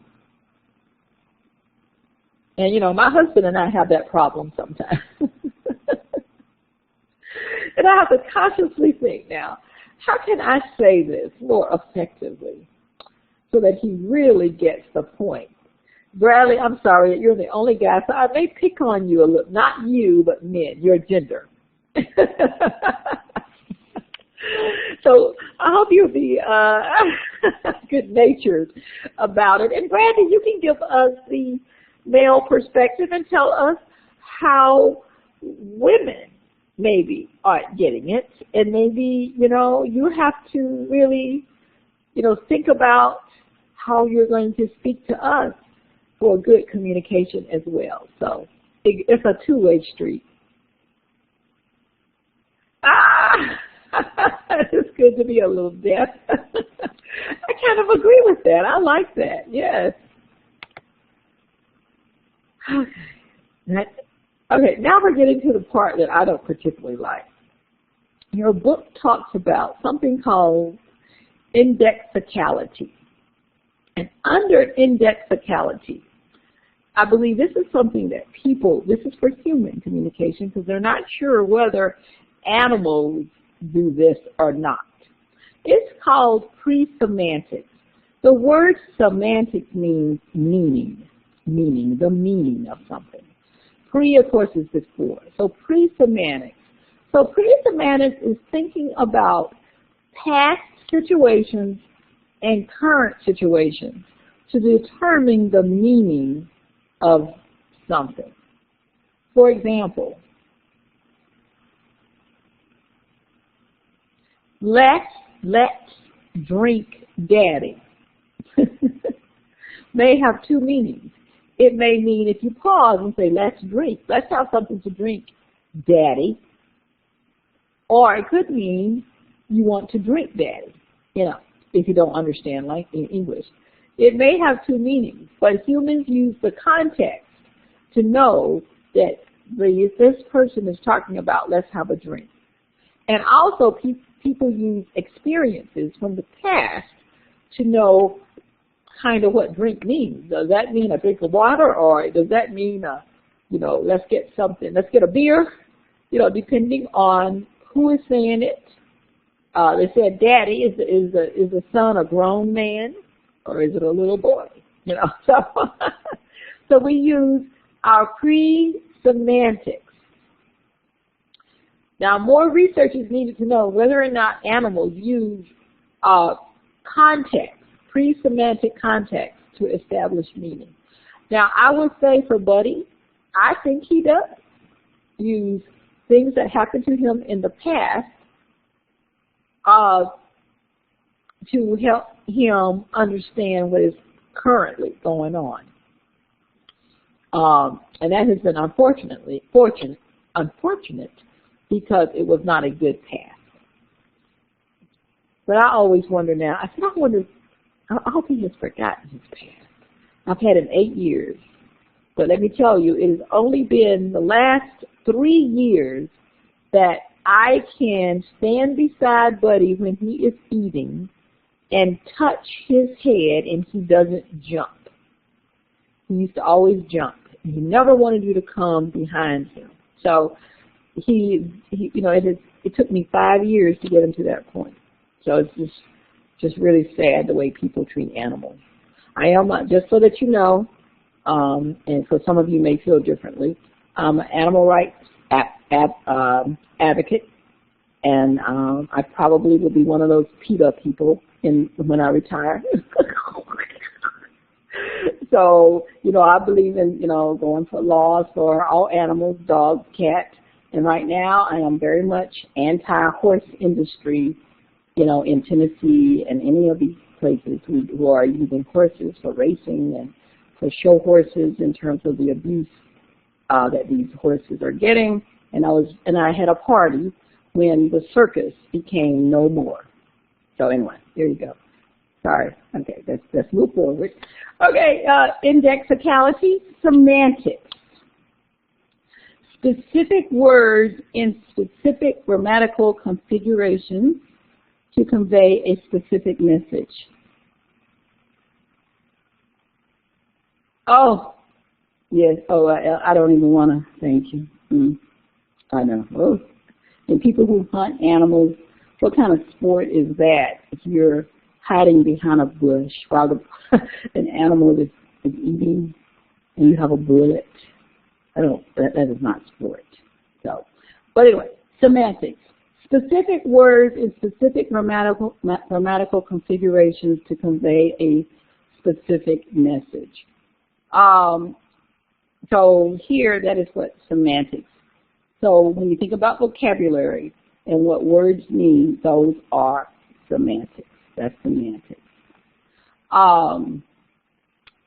So animals do show evidence that they understand vocabulary, that they understand sentences. My Buddy here has at least a vocabulary of 50 words.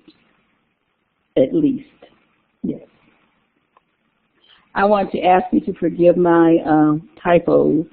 I was evidently doing this quickly. Post-semantic information, however, is uniquely human. So now let's go back. We have pre-semantic information using your experiences from the past to understand what's happening. We're not sure if animals can do that. I think some animals can. Yes, I would say at least 2 years. 2 years. Very good. Excellent. Yes. Pre-semantic, past and current. Semantics, taking it's more of the traditional sense, taking vocabulary words, putting them into sentences and phrases, and understanding what is being said. Animals can do that. Now, post-semantic information, here they believe this is uniquely human. Okay? Here is analyzing a message to determine whether it's true or false, and whether it's complete. For example, it is raining.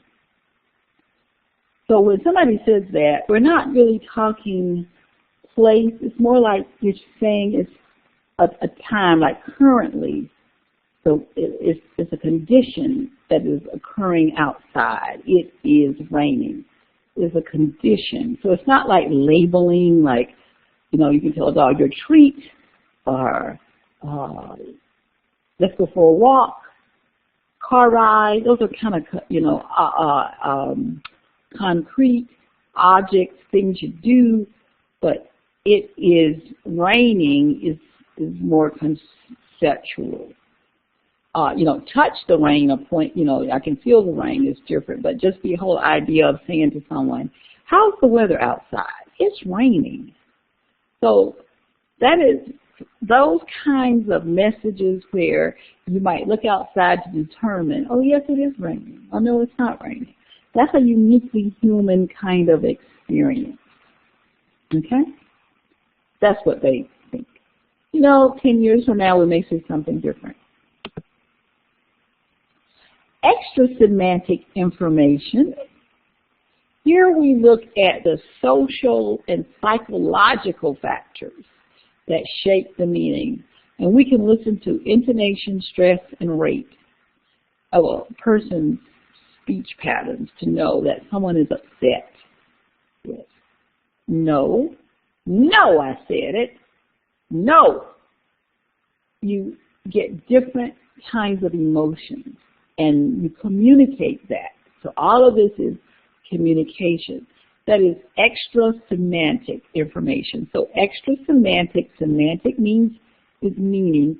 Extra is giving additional information by using the suprasegmental segments of speech like vocal intonation, stress, and rate. Can animals do this?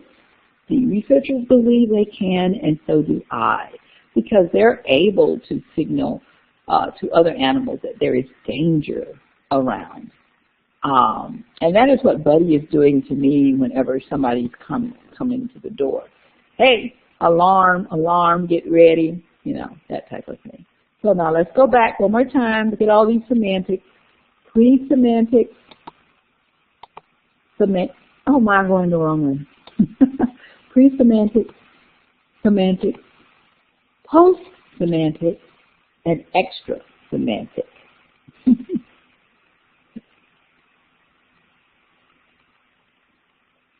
Oh, post-semantic, oh, extra. Which one? Oh, post. Oh, sorry, I'm on the wrong one. Post-semantic information. Let me think if I can think of another one. Gosh, that is so beautiful. You may be looking at a painting. You know, we're not sure that animals can look at a painting and decide that it's beautiful. You know, deciding whether that's the truth. Is that your truth, that this is beautiful?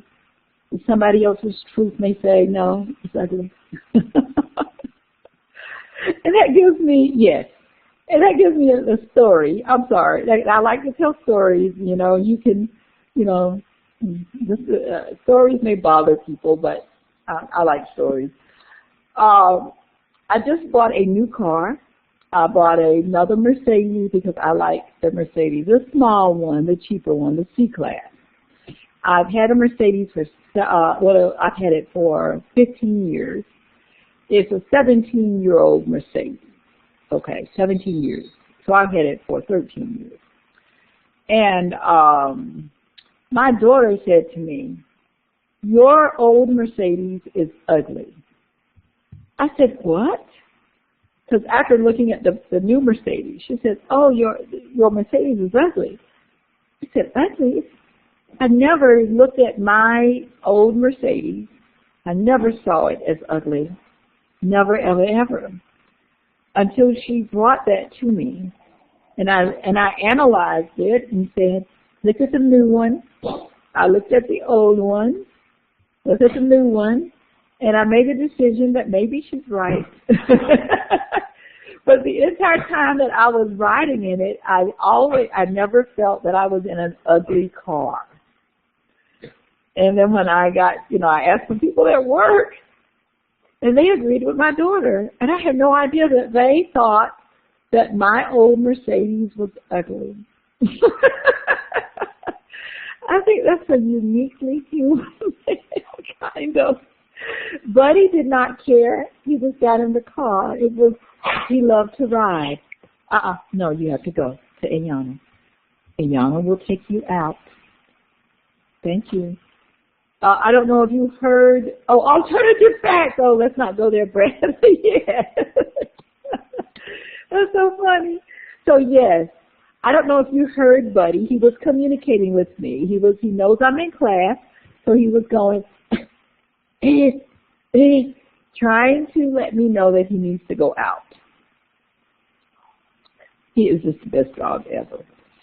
So communication, Buddy is a good communicator. Now, the next section is arbitrariness. Arbitrary, I like that. How do words get their meaning? So, if we're arbitrary, if we don't really have rules about what we're going to call something, then we can come up with lots of vocabulary items. I mean, it's limitless, So that's one of the reasons it is arbitrary to decide, okay, we're going to call that a kukala. Yeah, I like that, kukala. People make up names for planets and for stars by putting it in people. I mean, they have a reason for it. It's not as arbitrary. They'll name it after different people, that kind of thing. But the idea behind it is sort of, we're just going to name it after you. And I said, oh, no, I want you to name it after my grandma, So it's just no real set rules. But that allows for limitless vocabulary items. We don't have any evidence that animals do this type of assignment.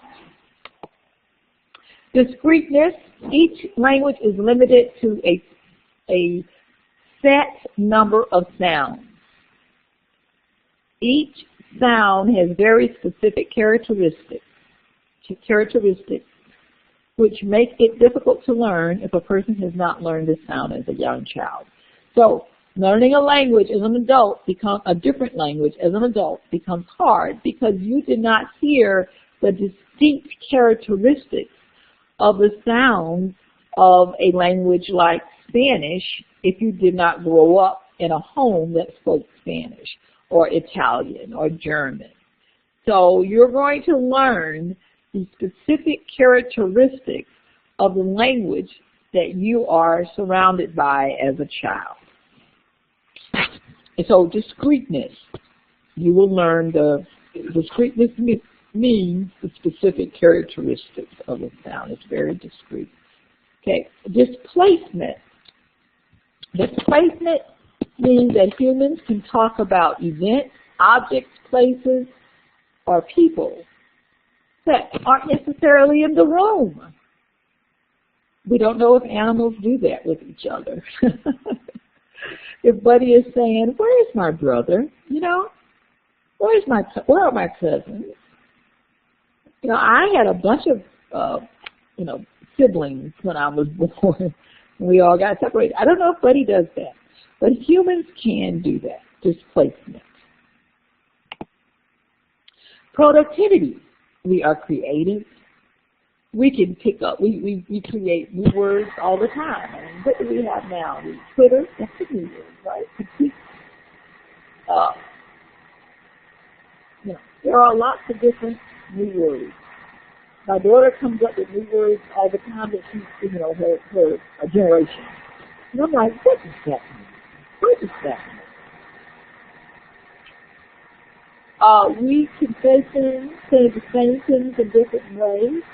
We can say that painting is beautiful. We can say it's pretty. We can say it's inspiring. And all we're very positive about that painting, even though we said it in different ways. We can do poetry. Oh no. We don't know if animals can do it.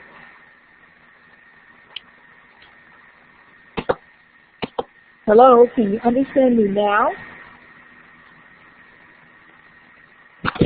What is the background? Let's see, I have this off. I don't know what it is. Does anybody have on Tally? You have a microphone on. Could you turn your microphone off?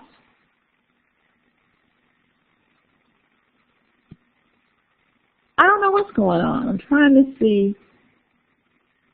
I should be the only one with a microphone. So I don't know if that's some of it. You need more research if we want to test the animals. Thank you, Tally. I don't know if that'll help. On the recording, it may sound clearer if you want to go back. I don't understand people who listen to the recording. I don't think I can ever listen to an archive. It would just be too much for me. But I have students saying that they put it, on an MP4 player or something, and they listen to me as they travel to work. And because I do so many different things and so many stories, I am totally embarrassed, really, when they tell me that, because I really hate for their husbands and children to listen to me talk. But anyway, traditional transmission, humans have a biological or genetic capacity for language so powerful that only few environmental factors can stop the acquisition.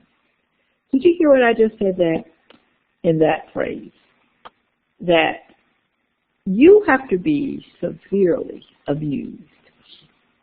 You have to be severely isolated to not pick up language. If you have normal, brain capabilities and normal physical bodily functions. Okay. So it doesn't take a lot for a child to learn language.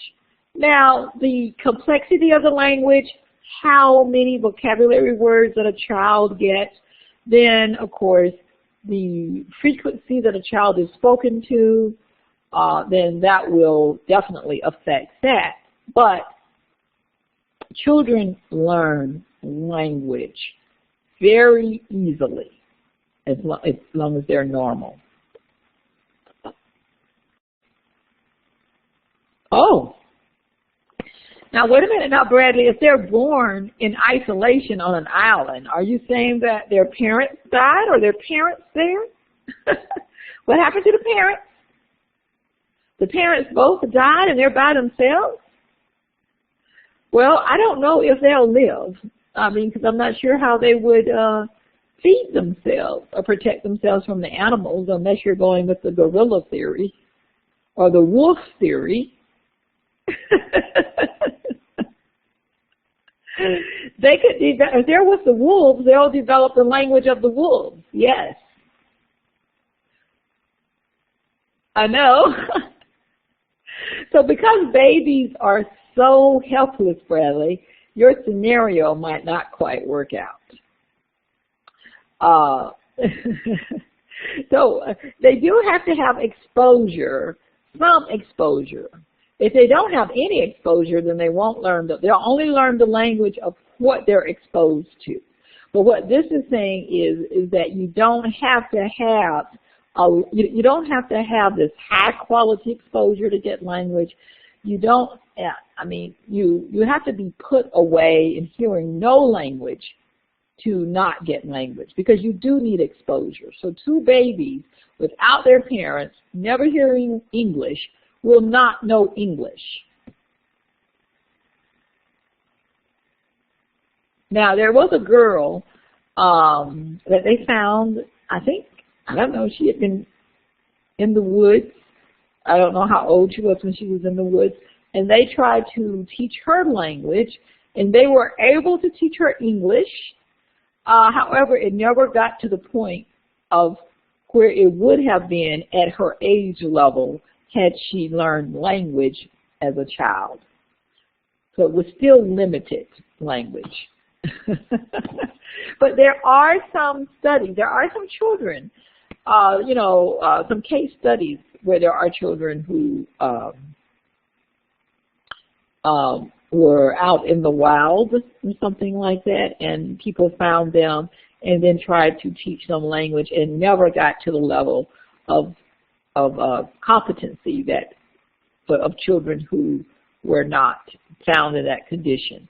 Children in orphanages, I mean, if they've been kept in a very isolated position, their language will also be affected in a negative way. Exposure is needed. However, it's not a lot of exposure. I mean, you can still learn language with little exposure. No, they used to think that, Ellen.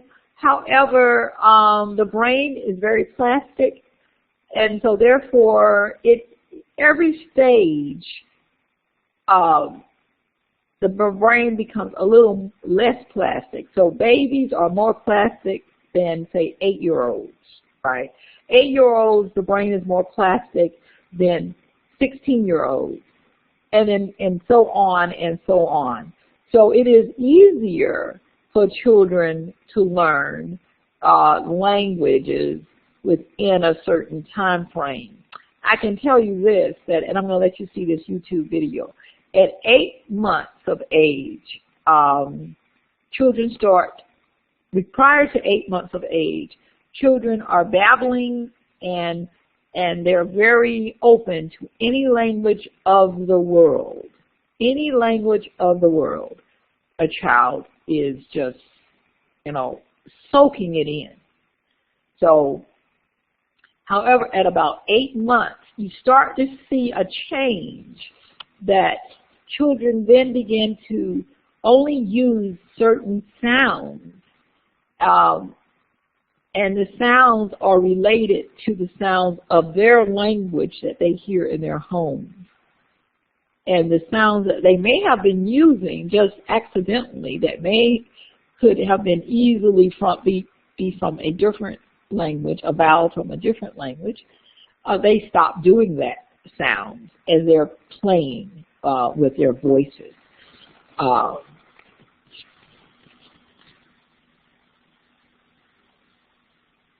So young children, yes, young children can easily take on new languages. However, they're sort of dismissing that, like, a window opens and then closes, or then it closes, and then then you can't go back. They're sort of getting away from that thought, but I've read that as well. Yes, but there are periods where things are more open than other periods. Yes. But to me, this is much better, because even at my age, 59, and this is what is so good about people, in terms of dementia or Alzheimer's, the brain ages and gets less plastic with age. But even at my age, I have plasticity. I can learn a new language. I can learn a new skill. It will just take me longer. I won't be as proficient, but I still can do it. You can teach an old dog new tricks. And before the scientists said no. The scientists said that at a certain point, your brain will stop learning and just start deteriorating. And you would just have to accept it as you age. Now they have discovered, thank God, they have discovered that that is not true. And so I do research projects now with older adults, and we're trying to not prevent, or delay the onset of the inevitable, potentially dementia or Alzheimer's. So we're doing some different things. So, all right. Oh, excuse me. Okay, this word, recursion. Well, it's almost time to go, people. It hasn't been too bad. What language learning? Oh, with language learning. Yeah. Oh, delay in limitation. Oh, we'll talk about that in another class. I will talk to you about my research project that I have been doing for the last 2 years with older adults, and some of the activities that we have been doing that in the hope, I have to keep following them for a number of years to see the people who do the exercises that I have put forth, whether or not, whether or not they develop dementia at age, 70 or something, and then my control group to see if they develop dementia, to see which group. I'm hoping that no one in my group, I hope no one develops dementia, but I'm hoping that the exercises that we're doing will help. Yeah, it's pretty exciting, and let me tell you, it is fun. It is so much fun. So if any of you get into the program, our graduate program, we're trying to figure out a way for our distant students, when you come to Nashville to participate in some of these research projects, the on-land students get to participate. I had on-land students coming to help me, and we have several projects going on: literacy with daycare students, auditory processing with the hard of hearing, accent reduction with faculty who are, from other countries. We have several research projects going on that our on-land students participate in and actually write and present at national conferences. But our DE students don't get that opportunity. So we're trying to figure out a way to give you an opportunity to participate in research and to present your research at conferences. So, yeah, so if, and many of our people have expressed, interest in being a part of it. So, recursion. Recursion is the use of acquired knowledge. So, we use recursion to create language, to engage in mental time travel, the daydream about something in the past, or potentially something in the future. When I was a young girl, I always did mental time travel, especially when I was sitting in church. I would always imagine this movie star, whoever the movie star was, falling in love with me, and begging me on his knees, just begging me to marry him. And of course, that never happened. So anyway, but I did a lot of mental time travel as a young girl. We are able to create and store idioms. Do you know what an idiom is? I'm sure you do, but sometimes you have to go back. Yeah, cool as ice. Very good. That's right, cool as ice. We're able to think about religious ideas or spiritual ideas. That's recursion. To think a little beyond, using your imagination, using thought. Prevarication. Lying, basically. Deception. So we know people do this. We do communicate by lying at times, right? To get our way, to make things better for us. They also feel animals do this too, to survive. They deceive. The camouflage thing, whatever, they deceive in some way to make sure they don't get caught for survival. But people just prevaricate because it's fun, For some people, they get a kick out of it. It isn't for surviving. Okay. All right, I think, let's see, are we done with this? Yes, we are done with the people versus animal versus human communication. That was it. You will have a quiz on this, on these little words. Hold on, let me go back. hold on, prevarication, recursion,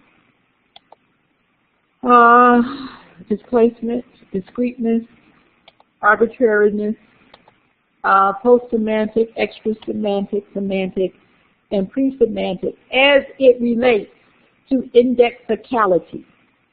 Pre-semantic, semantic, post-semantic, extra-semantic as it relates to indexicality. Indexicality is just the way you organize things, you know, an index. So don't worry. You know, I hate these big words. It's just words that the person who wrote the book, you know, they decided they liked that. And put it up there. You know, when I write a book, I'll create my own thing too. All right, let's talk about the speech chain. It's 8:03, and then I think I might let you go. Let's see how many did I get done. How many? Oh my God, this is terrible. I am on slide 57, and I have 142 slides that I was to complete tonight. This is not good. All right, so the speech chain, people easily translate thoughts into language, although it is a complex process. So we may look at somebody's dress, and we may think, oh, that's such an ugly dress. And then we may make a comment that may not be true. But the first thing is that we have to think it. We think about it, right? This is the speech chain. We think about it. It's our thought. And then we have to pull up the word ugly, pull up the word dress. We have to identify that that is a dress that that person is wearing. And then we have to describe it. We have to make up a judgment about it, and we describe it. We have to pull up our little category of adjectives. Then we have to think about, okay, we can't say dress ugly. Let's think about the syntax, the order, so ugly dress. And then we have to go through the phonemes. You know, how do you say ugly? How do you say dress? So now that I want to say it, and I have my vowels and I have my consonants, and I've picked all of that out, all of that has happened in the brain. You haven't even said it yet. All of those things have happened in the brain. The words, the thought, the words, the organization, the syntax of it, the sounds, putting the sounds in the right order, all of that is happening in the brain. Now, I want to produce it. So now I've got to take it from that thought, so one part of the brain where I am grouping it together, to the other part of the brain that's going to trigger the muscles. So now this electrical signal that says ugly dress, ugly dress, ugly dress is being calculated in the brain. It is going down these axons, the neurons that are in your brain. These axons are carrying this electrical activity, zooming through the brain down into the brain stem. And into the brain stem, it is getting into this little area of the brain stem of cranial nerves. These cranial nerves are then activated by this thought of ugly dress. They're activated. The cranial nerves then send that message to your tongue, to your velum, which is your soft palate, to your vocal folds, to your lungs. Because you got to breathe, right? Respiration, phonation, resignation, and articulation. The brain, through electrical and chemical activity, is sending this message that says, ugly dress, ugly dress, ugly dress, down into your brainstem, activating the cranial nerves. The cranial nerves activate the muscles of the tongue, the muscles of the articulators, the muscles in your lungs to say the words, ugly dress. And it all happens in a millisecond.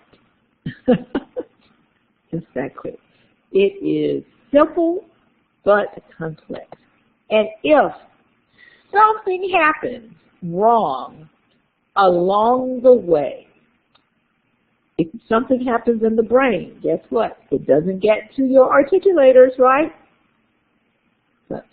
Something happens to your articulators. The brain tells you the message to say ugly dress, but your articulators can't say it because your tongue is paralyzed or your tongue is damaged. Something happens to your lungs. Your brain is sending the message down. Your tongue is ready to say it, but oh my God, there's no air. And you can't, there's not enough air. So you say, please, dress. Because you have to breathe twice because your lungs. So anything that happens along the way can interrupt the message. So they call it a speech chain. So here we are, the speaker's brain, I'm the speaker, the message is placed into language form. Neural impulses, remember your brain is made up of neurons, and we'll go over that I think too. The brain is made up of neurons. These neurons have electrical impulses. Those impulses are just going through your body. These impulses are sent to the speech mechanism. The speech mechanism would include your articulators, that would be your oral cavity, your mouth, your tongue, your lips, your velum or soft palate, and it also includes your throat and your vocal folds or vocal cords. These articulators are stimulated to move into a specific shape. So when you say cat, your tongue is in the back of your mouth, right? It's going up, high, and in the back of your mouth. That is a particular shape of your vocal tract. It's shaping your vocal tract to constrict the air in the back. Now it has to shape it again for that T at the end to go to the front of your mouth and constrict the air there. So every time the air is constricted, it changes the frequency of the sound. It changes the sound. So therefore it comes out cat. If you don't put that tongue up for that T and you keep it in the back, it may come out cat, two K's. Or it may come out as cat without the T. Do you see what I'm saying? So you have to constantly move your speech articulators into a specific shape in order to create the noise or the sound that you want the listener to perceive. And what does the listener perceive? The listener perceives frequencies. Frequencies. Oh, excuse me. So articular movement causes disturbances in the air, which causes sound waves. The sound waves are the frequencies that are carried in the air. So the word cat is transformed into a sound wave that carries a certain frequency, and then it goes to the listener's ear. The listener's ear then will go through your eardrum, right? Your inner ear, and from your inner ear, it goes into the cranial nerves, which take it to the brain. The brain then interprets, oh, cat. The brain interprets that person has said the word cat. So sound waves are then received by the listener's ear. The sound waves are transformed into acoustic patterns. The acoustic patterns would be the frequency, the duration, the intensity of the speech sound. So if you're whispering, the intensity is going to be low. If you're speaking loudly, the intensity is going to be high. The frequency is determined by the types of sounds that you are producing. The duration will be determined by the types of sounds that you are producing. And the types of sounds that you are producing are determined by the words that you are producing. But all of those sounds are transferred into an acoustic pattern. It's like an algorithm that will go into the brain, that the brain then transforms into a neural code, and it will activate the part of the brain that will interpret the message. So that is the speech chain. Any questions on the speech chain? That sounds a little complicated, doesn't it? And yes, you ask a lot of questions, Colleen, and I love it. I love the questions. It has kept me so engaged in this class. Okay, hold on. Let me see if I got another one. Oh, this might help you. Sometimes I'll say the same thing in different ways. Hold on. I'm trying to see where. Oh, there we get into theory. All right. A speaker's thoughts have been translated into language forms, which have been translated into neural signals, which trigger the physical structures of speech, which via movement, when those speech structures move, so that the movement of your lips and your tongue would disturb the air molecules, the air molecules, and transform these air molecules into sound waves. These sound waves are propagated through the air. It reaches the listener's ear, and the sound waves are then transformed back into neural signals, and the neural signals will be interpreted by the listener's brain. Now just think about how miraculous that is and how wonderful that is. So,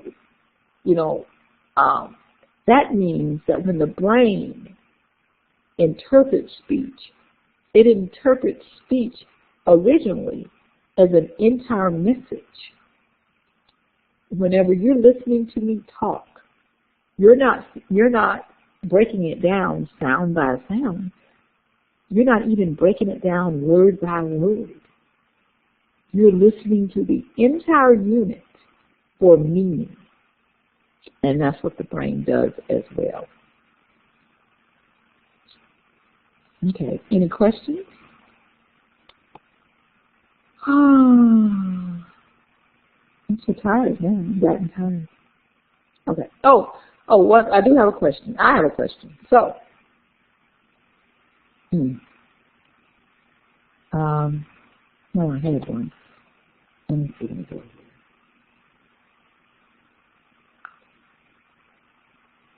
So, what I want you to do, I want you to picture saying the sound the sound B, B, B, and what is happening to your lips.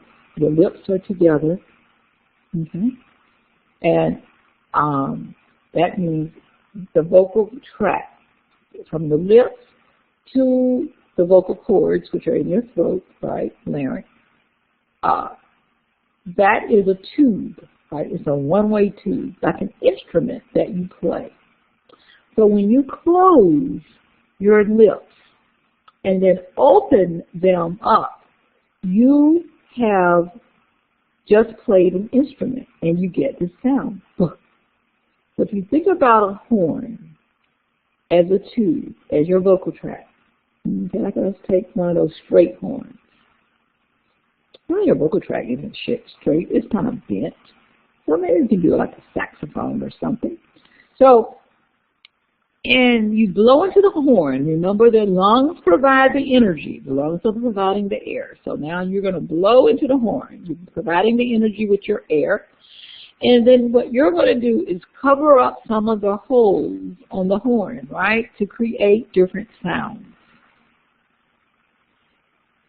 So your fingers covering up the different parts of the horn, relate that to being your tongue or your lips, changing the shape of the vocal tract Here you're changing the way that the air escapes out of the horn. And when you change the way the air escapes out of the horn, you change the tune. You change the sound that comes out of the horn.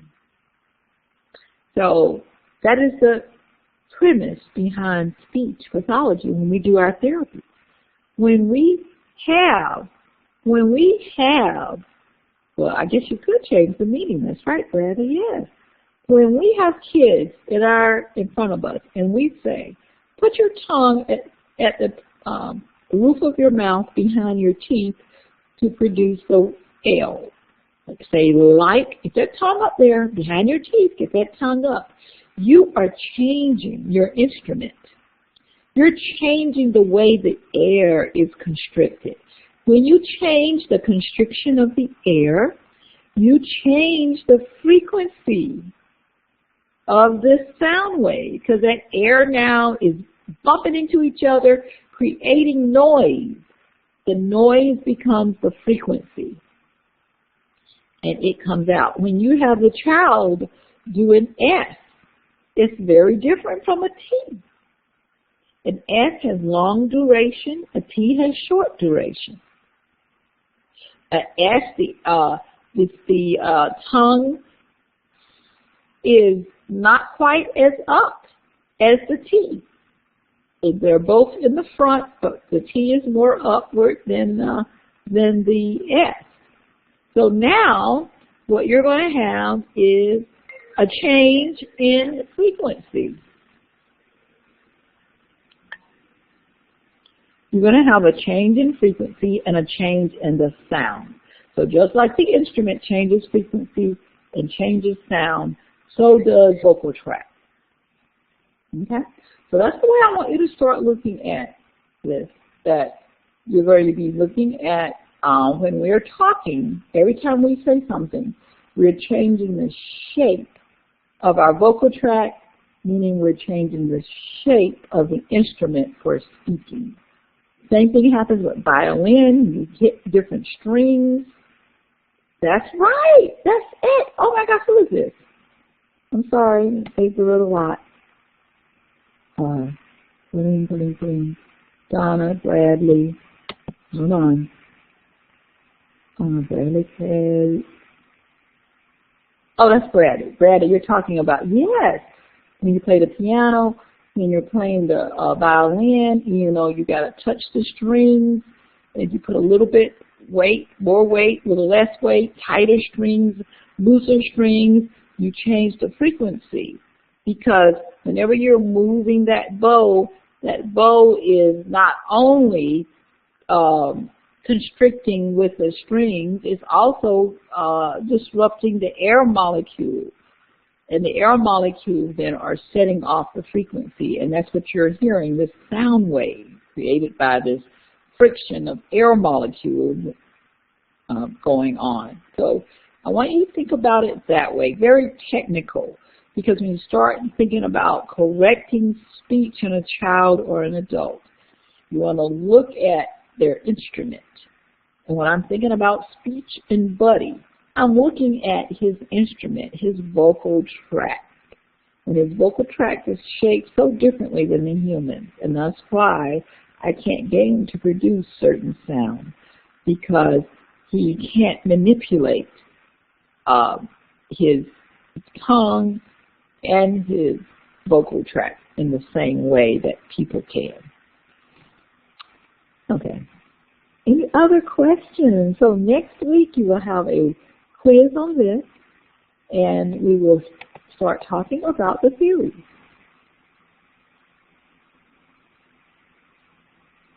I'm tired. I know you're tired, so I'm going to let you out, 8 minutes early, because I'm giving you a 30-minute break that we didn't take. Quiz on lecture 1, yes. All you need to get on the quiz will be a 70 in order for it to be accepted. If you don't get a 70, don't worry, you'll have a chance to do a different quiz.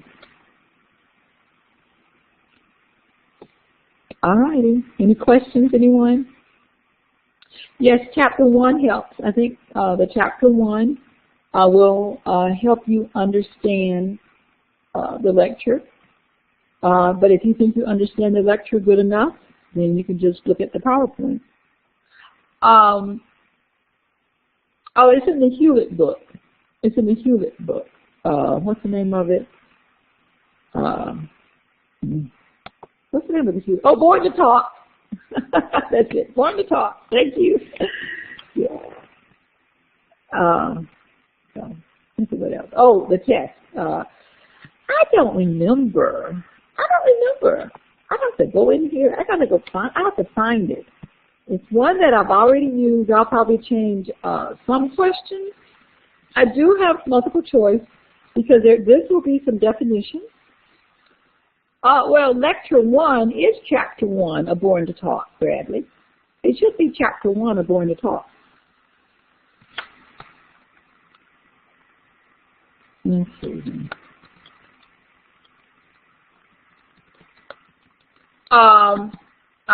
Basically, this first quiz is easy. It'll generally be multiple choice and maybe short answer. Now, the second quiz gets harder because I like people to write. I want to see how well you can explain because I already know you're good memorizers. So, I'm pretty sure I have some multiple choice because multiple choice is much easier to grade. I'm pulling it up now. I'm pulling up the test. If you'll just give me a second. If you want to leave, you can. I don't care. Let's see here. Alrighty. Hold on. You got it? Let's see. Oh no, I'm sorry. True, false.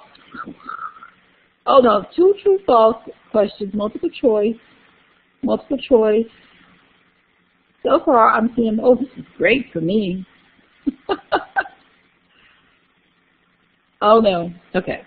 So what you have 2 true, false questions, and looks like you may have 7 multiple choice questions. You have 1. Summary the transfer. You have 1, 2. Oh, we didn't even get to this section. 1, 2, a short answer. 3 short answer questions. 3 short answer questions. And there's 1 question on here we did not even get to. So I'll have to take that one off and create a new question. So you asked more questions than the other class because I was able to get to, mirror neurons. But I wasn't able to get to mirror neurons on with you. I could if you went on to 9 o'clock, but I'm not going to do that. No homework assignment, other than reading and getting prepared. I don't want to do a lot of homework assignments other than just studying what you've got here. I don't like answering the questions in the back. You can